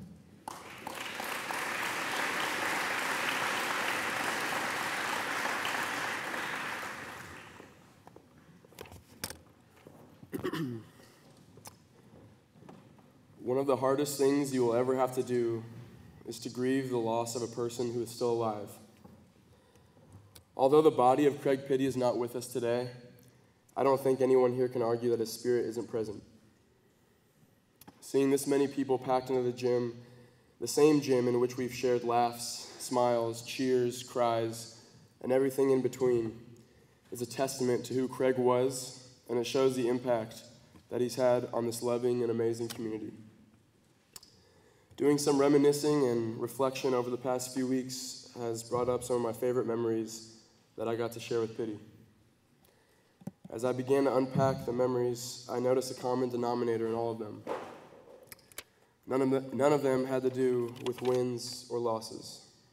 I'll tell you what I mean. My freshman year of college, I was playing one of my first games in Sacramento. I didn't know this at the time, but Craig was going to drive 100 miles and be there to surprise me. So I'm warming up, I'm in layup lines, and there's somebody in the crowd heckling me. And I don't know who this person is. I don't want to look up. I don't want them to know that I'm acknowledging them. So I have my head down, and one of my teammates goes, dude, some bald guy is like, some bald guy is going in on you right now. And I don't know, I have a birthmark on the back of my head, and he kept making fun of that. He kept saying things, oh, he can't shoot, you haven't been able to shoot since high school. I'm like, who is this guy? So I finally humor him a little bit, and I look up, and I see that it's Pitti. And I get a huge smile on my face, and he gets a huge smile on his face. And I can't even remember if we won or if we lost that game, but what I can remember is seeing him in the stands and getting such a sense of comfort and relief. From the time that I got to San Marin to the time that I left, Pitti went from my coach to being my best friend. He was someone I could go to for help, advice, and counsel. And although I can't physically see him, I still go to him for help, advice, and counsel. Wins and losses do not define Craig Pitti.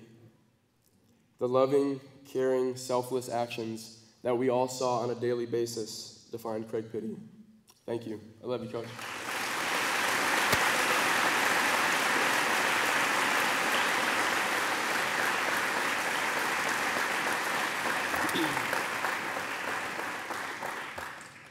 Next player to speak from the class of 2014, senior and starting quarterback at Arizona State University, Mr. Manny Wilkins.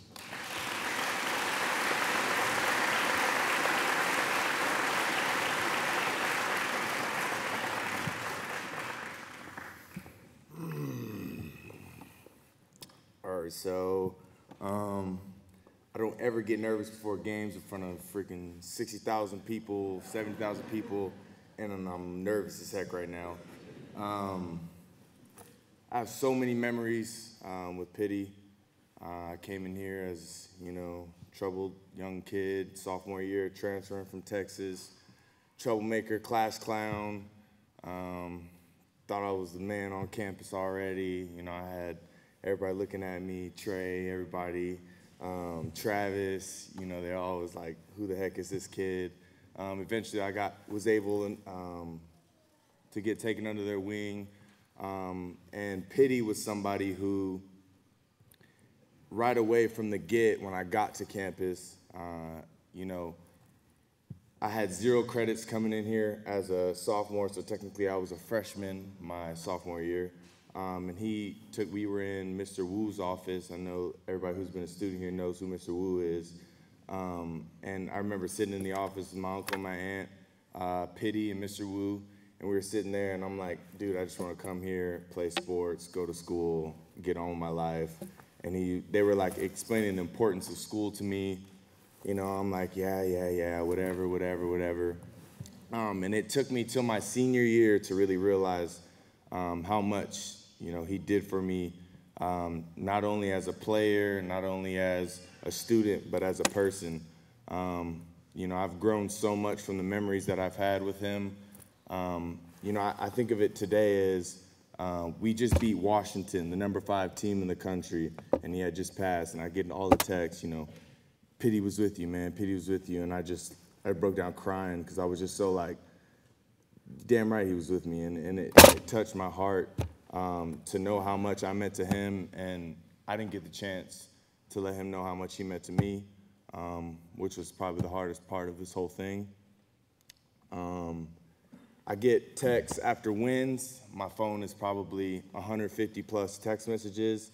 And when we lose, I get probably 6 text messages. And every single loss and every single win, there was always a text from Pitti. You know, whether it was him joking around and, you know, if we lost and we got our butts kicked, it was, you know, screw the refs, you know, it was their fault. You know, there was always something, but it was never my fault, it was never anybody's fault but anybody else's. I remember a funny story was MCAL championship my senior year. I got to the free throw line to win the game. Calvin, you probably remember this. You remember this, Colin. And I clanked both free throws, clink, clink, missed them. We lost the game. And I was so devastated. I didn't show up to school the next 2 days because that's how competitive I am. I was like, damn, everybody's gonna look at me like, you know, you're sore loser, blah, blah, blah. And Pitti consoled me, and he kept telling me, you know, I will put you back out there in that same situation and give you the same opportunity because I have faith in you. And he said, I had faith in you from the beginning. And that was something that really meant a lot to me. And then knowing Pitti, about a month later, when everything's finally back to normal and we're in school, I think I was in his economics class my senior year. I struggled in, and I was just like hoping at the end of the year he'd just give me an A. I thought that was how it was gonna be. Didn't work out that way. I got a C. I was just getting by. But I shot a like paper ball into the trash can, and it hit the rim of a trash can. It's hard to hit the rim of a trash can. The thing's like this big, and it's a little paper ball, but I hit the rim of the trash can, and he goes, huh, kind of like the MCAL championship. And I looked at him, and I was just like, too soon, too soon, too soon. You know, I have so many stories with Pitti. I'm trying my hardest not to get emotional because I'm an emotional guy. But, you know, I just want to thank the family of Pitti just because he was somebody who gave me a chance when there wasn't much left for me. I'm forever grateful for it. I wouldn't be in the shoes that I am in today, having a chance to inspire people younger than me, doing what I'm doing what I love, and it's because of him. So appreciate you guys, and I thank everybody for coming, and I know this means the world to him, and thank you.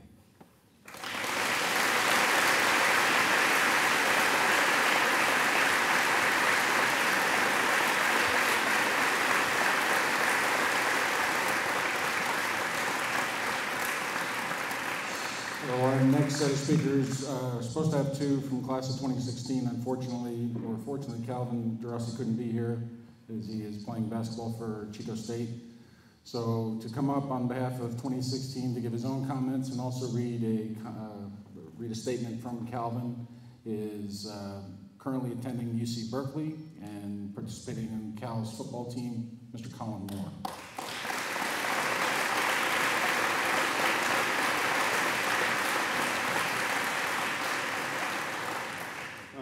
I'm going to share a real near and dear story about Pitti, and it kind of goes with how he interacted with students.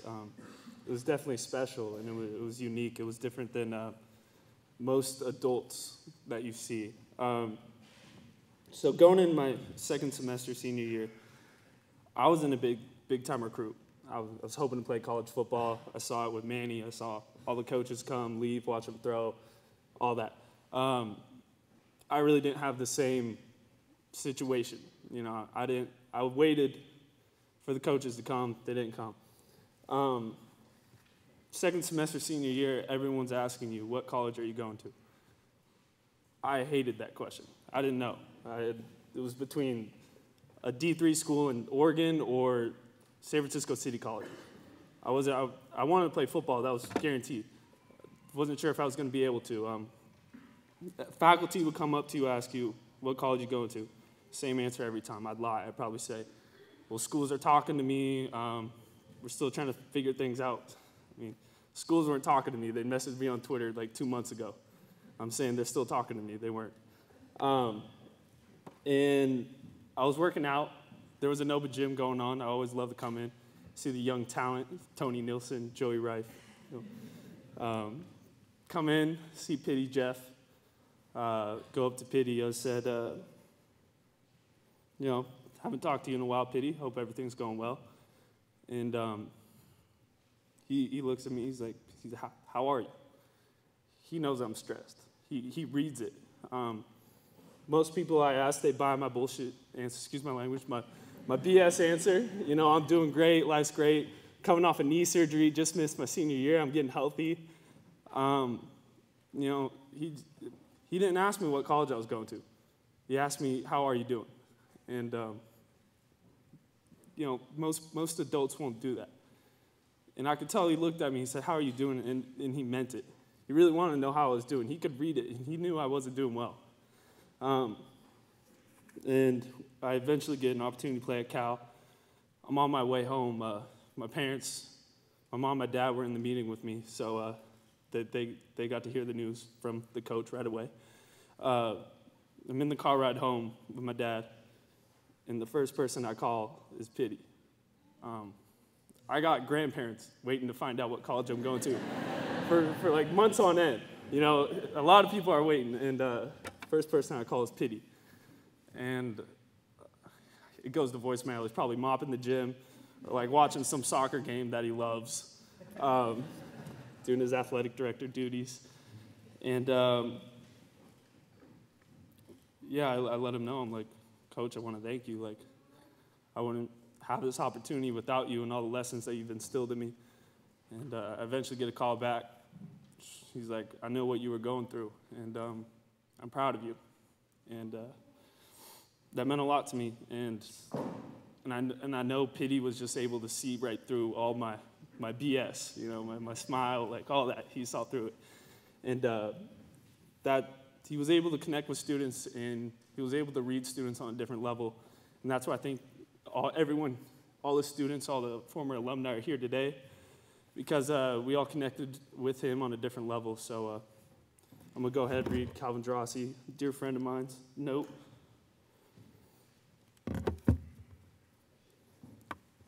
Pitti was not only a role model for dedication, hard work, and achievement, but also a loving human who taught and coached every day like it was his last. No matter what day or time of, we'll work on the grammar. No matter what day or time of it was, he poured his soul into whatever activity he was doing. I respected Pitti as an overall human being. He taught me lessons that I wouldn't have experienced if I went through my high school journey with another coach.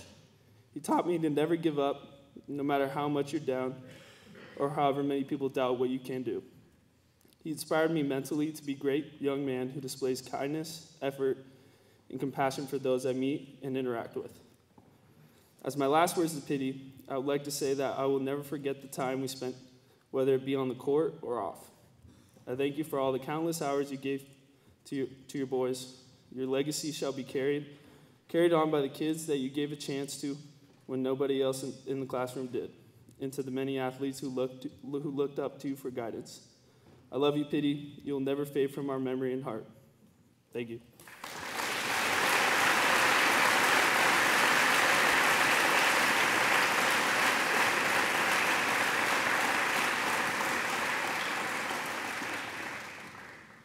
And I'll ask the players to speak, then we have a couple more things right after that. But from the class of 2017, Joe and Nick Maliaris, one going to University of Nevada, Reno, the other one going to Boise State. Nick and Joe.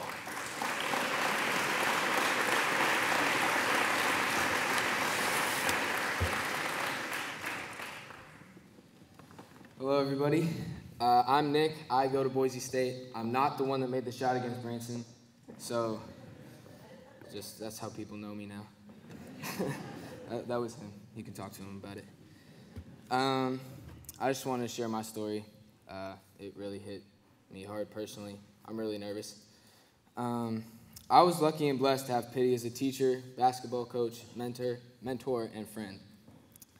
I've never truly met somebody as passionate about everything as Pitti was, not just as a coach, but as a teacher and as a friend. Pitti always told his students he was a teacher first. That's what he loved to do. He was not about the lectures. Pitti believed that the most meaningful way for us to learn was through experiences. He helped us learn complex ideas by connecting with us through examples, inserting small details to make a point. He did his best to keep the classroom environment fun. This included a lot of jokes, which most have only got himself laughing. His personal stories were the ones that got us laughing, even if they were embarrassing.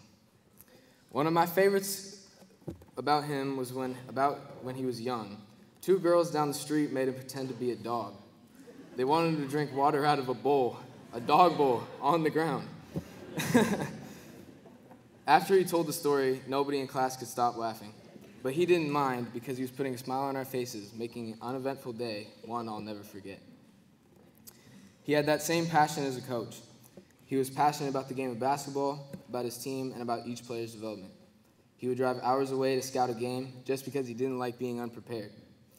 He made us take every practice seriously because winning isn't easy. And just as he did in class, he focused on the small details because they were the most important. Where did I go? He made us practice the little things over and over again. Pitti was always the best at getting his players motivated. He would try everything until he found something that worked. Pitti made it possible for our team to succeed, and he took us places we thought we could never go. As a friend, Pitti was somebody I could talk to about anything. Whenever I wanted to talk, he wanted to talk too. He never disregarded my opinion, even if he disagreed with it, which was a lot. It didn't matter the subject. He was there to listen and lend advice, support, or encourage me to have confidence in myself. Whatever I needed at the moment, he was there to give it. He was selfless. I owe a lot to him. He guided me to do the right things, never lose sight of the goals I set. He gave me the opportunity to thrive and be successful, and for that, I'll be forever grateful. I hope Pitti looks down on us and sees the wonderful impact he's had. I love you, Coach. Thank you.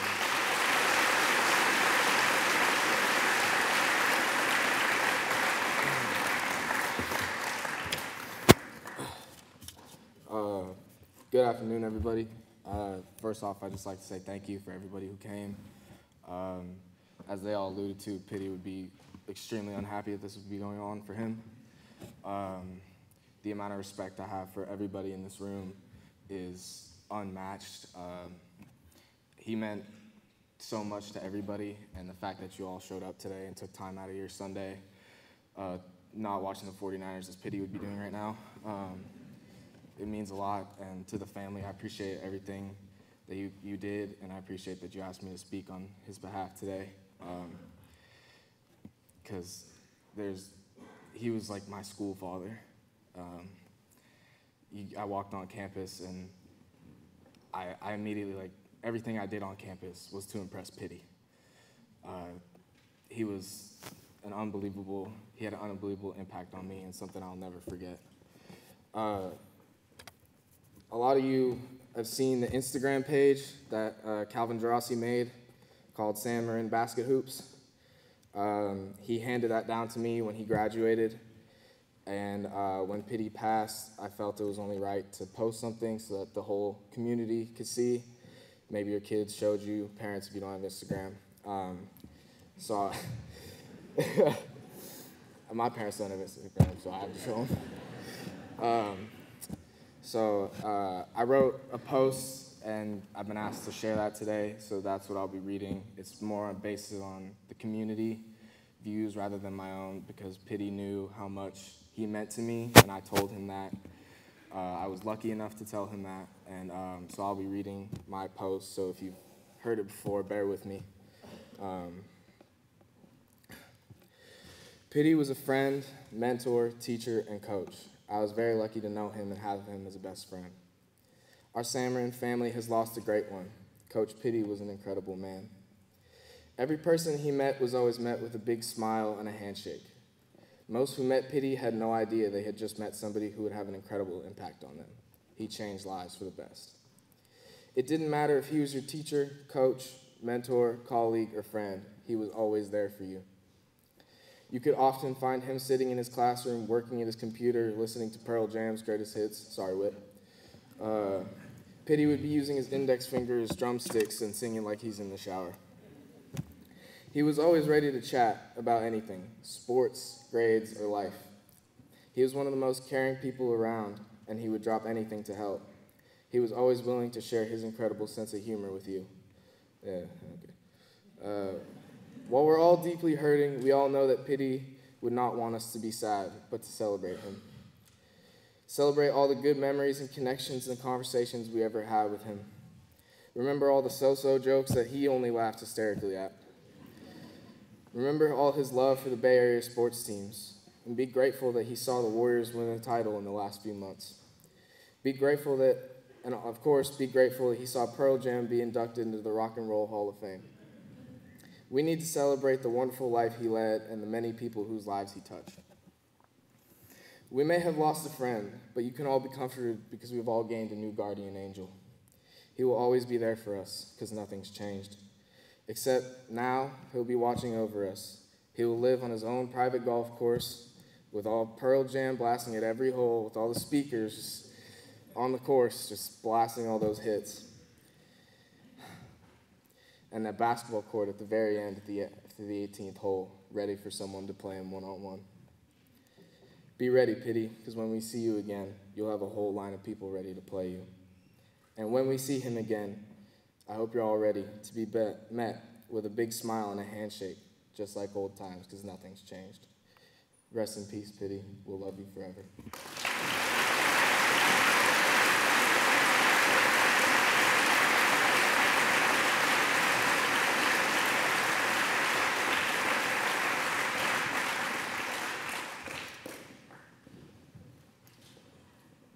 One more video and a couple of closing comments.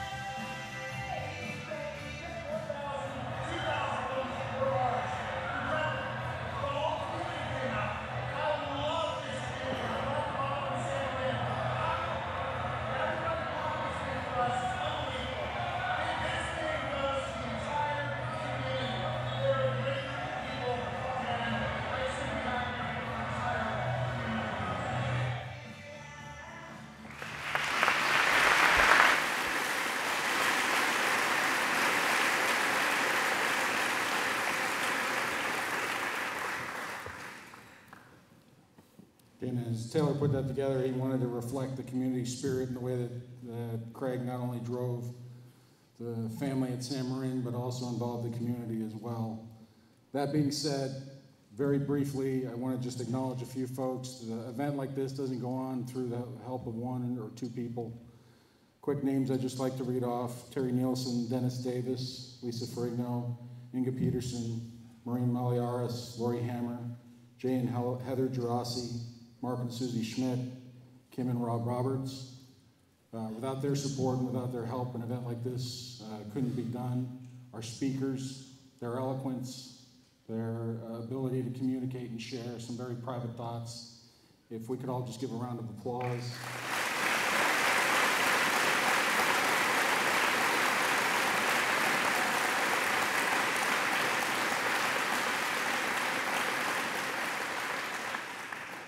And it's already been said before, but one last time, we want to thank the Pitti family for giving us the opportunity.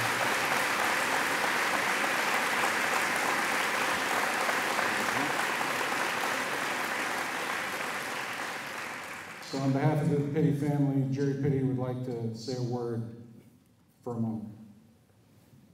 Or two or three.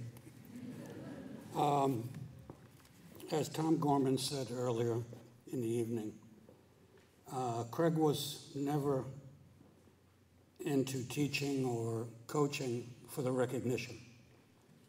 I didn't even realize sometimes how deep his love for his students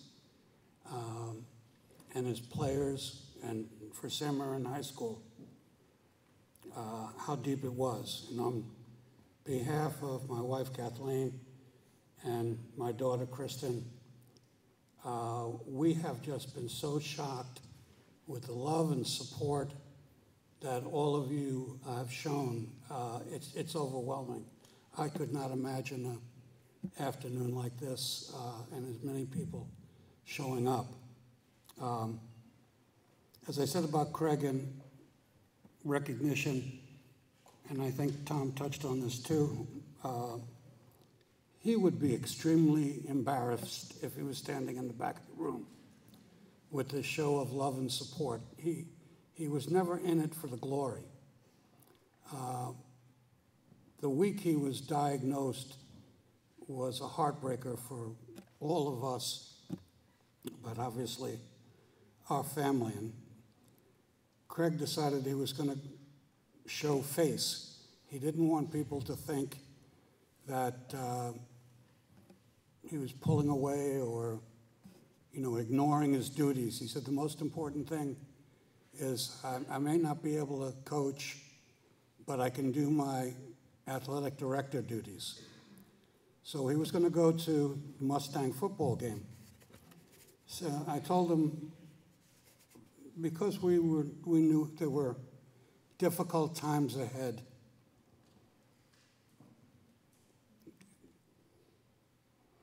I wanted to spend as much time with him as I could. So I said, I'll meet you at the 50-yard line at the game. And he said, no, Dad, I can't do that. I don't want this to be about me. I don't want any recognition at the game or, people concerned about my health and well-being.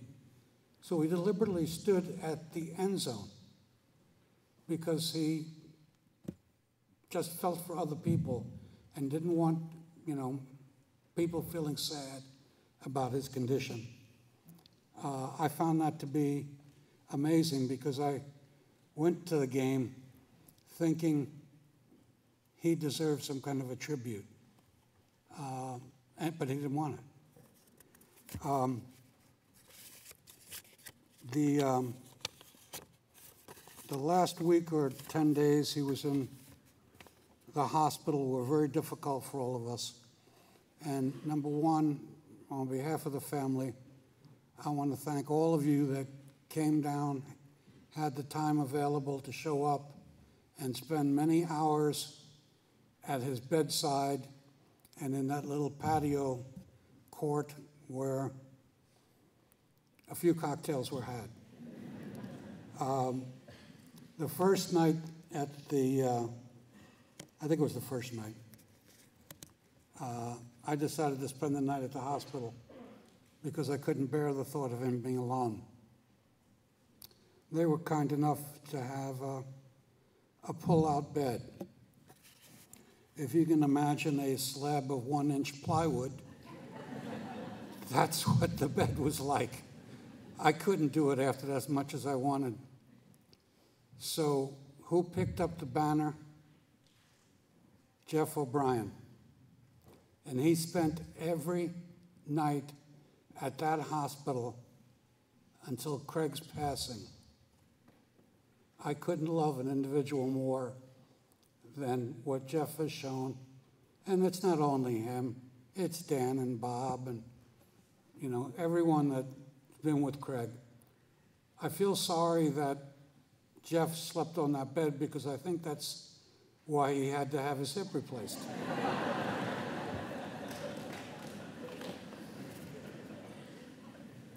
I want to thank everyone at San Marin, the staff, the students, people that are associated with the school that put all this on. It means a lot to us and the family. As many of us believed or believe that Craig walked on water to a certain degree, I had a reality check this week, and I'm getting caught on this tape here. Stop touching it, Jerry. There is a drive-through coffee place on Nevada Boulevard. I'm sure many of you have been there from time to time. What I didn't know on Friday was that Craig often frequented the place. And I guess I must have had a Pitti Army shirt on or whatever. And there was always a young girl there that I've seen over the years.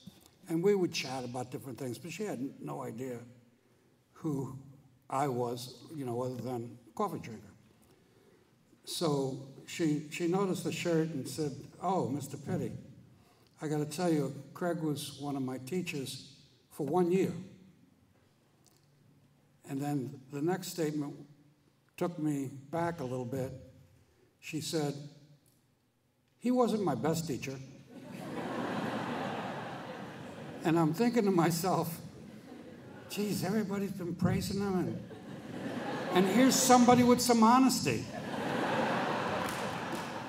Because there were students that didn't fall into the Pitti camp.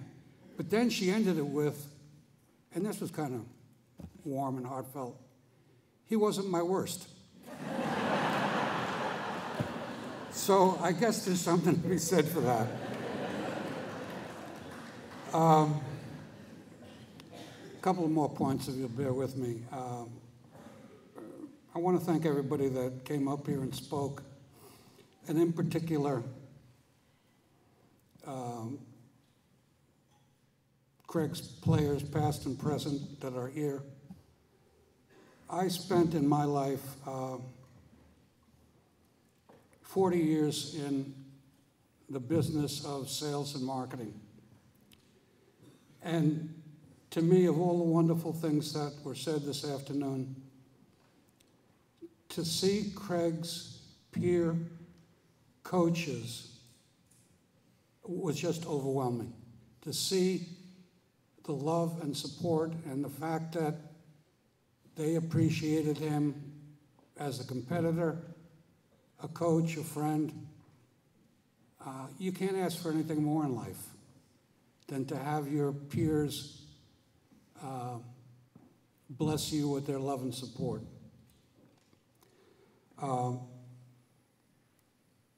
I'd like to think that Craig's up in heaven. He's already formed a basketball team. His point guard is Jesus Christ. But as we've all known, those of us that have seen Craig prancing up and down the sideline, I can see him yelling on the court, "Jesus Christ, pass the ball."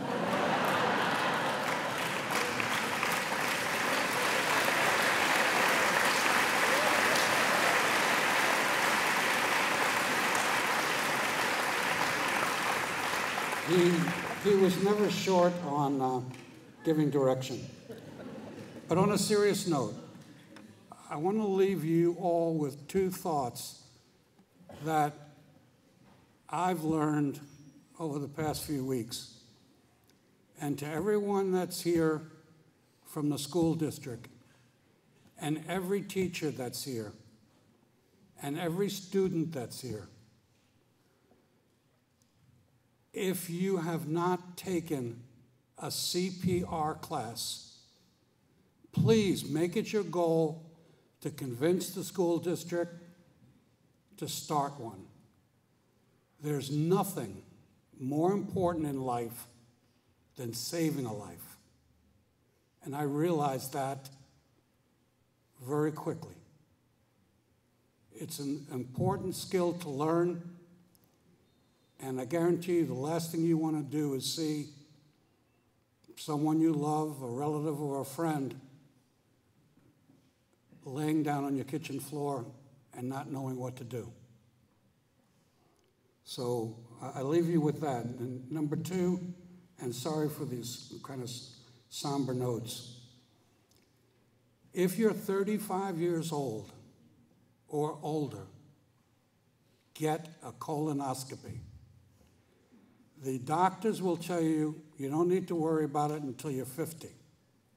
Well, Craig was 40. And the doctors now, even though the HMOs and the insurance companies don't want to cover it, the doctors are seeing more people in their 30s coming down with colon cancer. And colon cancer, if caught early, can be cured very easily. Now, I'm going to ask you to do something that may be against your principles, but the only way you can get around these HMOs and these insurance companies, because they're going to tell you, you're not 50, you don't need it. Tell them that you have a history of colon cancer in your family. And I'm not very proud of telling you to lie, but if that's the only way you can get these insurance companies to give you the necessary care to save your life, then my suggestion is do it. Thank you very much.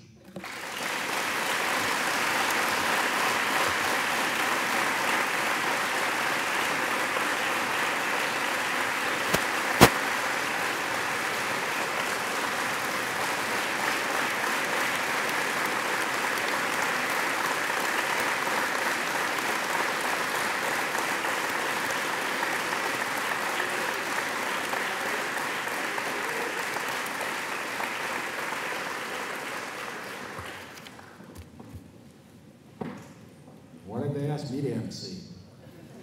Jerry should have done it. Jerry, thank you. Two last things.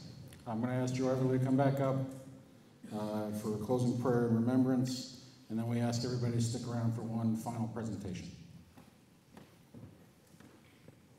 Thank you, Tom. I promised Miss Kay that I would mention something that she texted me, actually left me a voicemail this week. Miss Kay is a friend of mine, and a while back there arose this tension between Craig Pitti and Miss Kay, largely over Noah Everly, who thought he would like to play basketball and also be in plays, and so one was a lot more exciting to me than the other. And it was a lot more exciting to Miss Kay than it was to Craig Pitti. And so they worked it out, how they could both share the talents of my youngest son. It's been going on back and forth. How do we get this done? Miss Kay, who put this tape up here?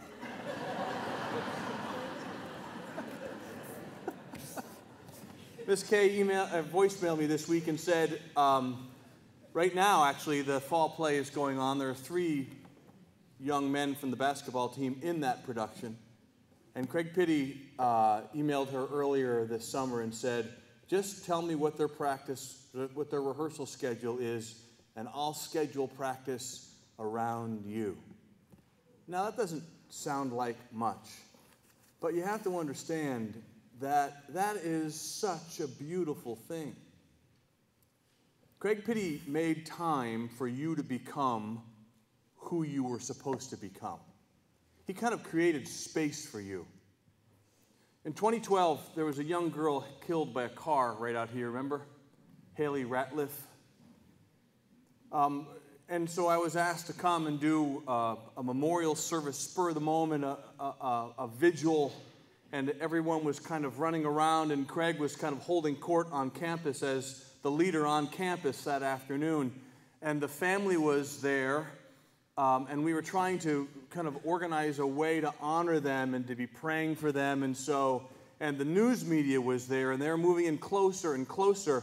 And Craig and I knew each other through basketball, and we made eye contact, and he came over and said, "What do you need?"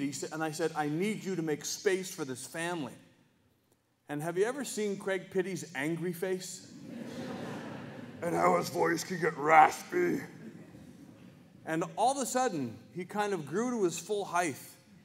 And he addressed down all of the news media. And what he did was he pushed back a crowd of people single-handedly and made space for this grieving family. That's what he did. We heard it time and time and time again tonight that Craig Pitti made space for me. Craig made space for me. He allowed me to become who I was. And I think that that's the thing that we'll all miss so much about him, that he created space for you to kind of grow into. My hope is that there are others in this room that will take up that mantle, because we all need space to grow into. I'm really grateful to have known him. I'm grateful to have my 3 sons part of the San Marin basketball program, and now I'm just grateful to be able to help as a freshman coach. My hope is that this place will continue to operate in the spirit of that beauty. But I won't do it passively. It'll only do it if we make it happen that way. I'm going to ask you to stand with me as we kind of close in prayer, and then to remain standing for one final presentation. Oh God, we come to you on behalf of this man, and we're grateful for him.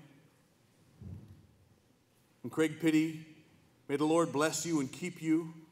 May the Lord make his face shine upon you and be gracious unto you. May the Lord give you his amazing and marvelous peace.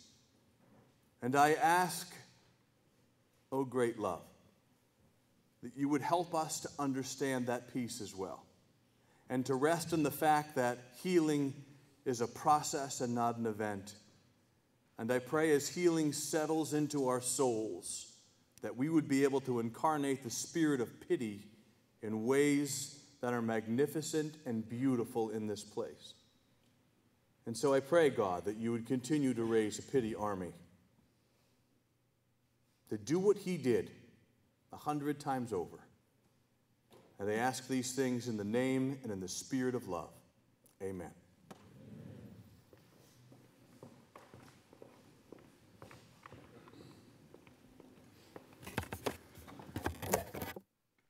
Joe. As is appropriate, we want to end this evening with a final presentation by the students. As many of you know, this is probably Pitti's favorite time of the year and least favorite time of the year. Basketball season starts tomorrow. Football players still have games to play. That being said, he was always proud of what his players did, both on the court here and on the field at San Marin. So we felt it was most appropriate to celebrate the start of the new basketball season. And I would like to ask Mr. Joey Reif and Tony Nielsen with our final presentation.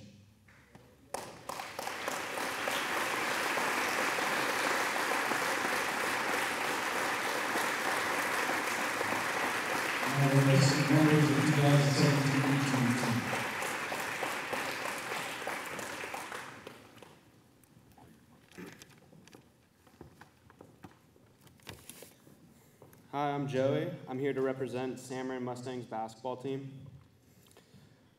We all loved Pitti, and we want to honor him by dedicating our season to him. But when you play for Pitti, you end up dedicating every one of your seasons to him, because that's just the coach he was. Our shooting shirts this year will not have our individual names on the back of them, but one single name, Pitti.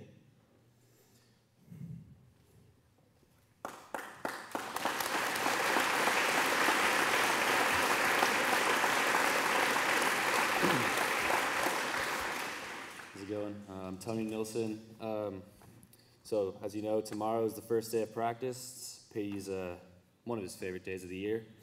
And but on a different note, besides coaching, Pitty's favorite thing was his students, you know.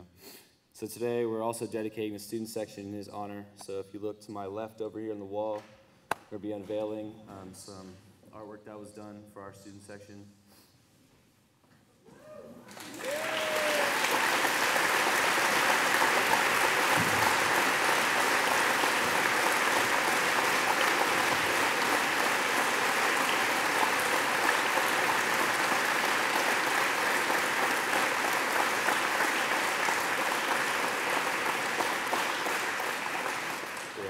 Our student section is now going to be called Pitti in his memory.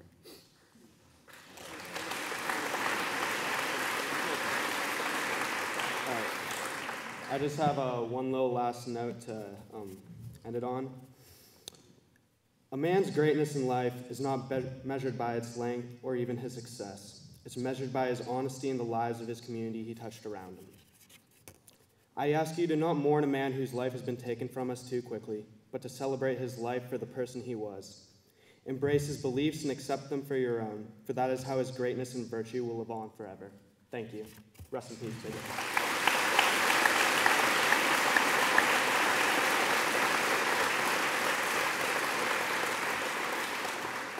All right, to end it out, we'd like to have our team huddle and start the season together here with you guys for Craig. 1, 2, 3. Mustangs!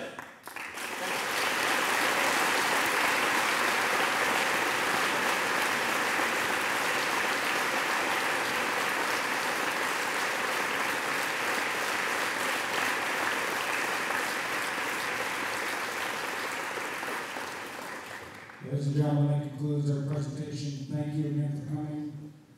Please make sure you stop by the items. Guest books are up here in the front. And spend time together. Thank you again for coming out tonight. Have a pleasant evening.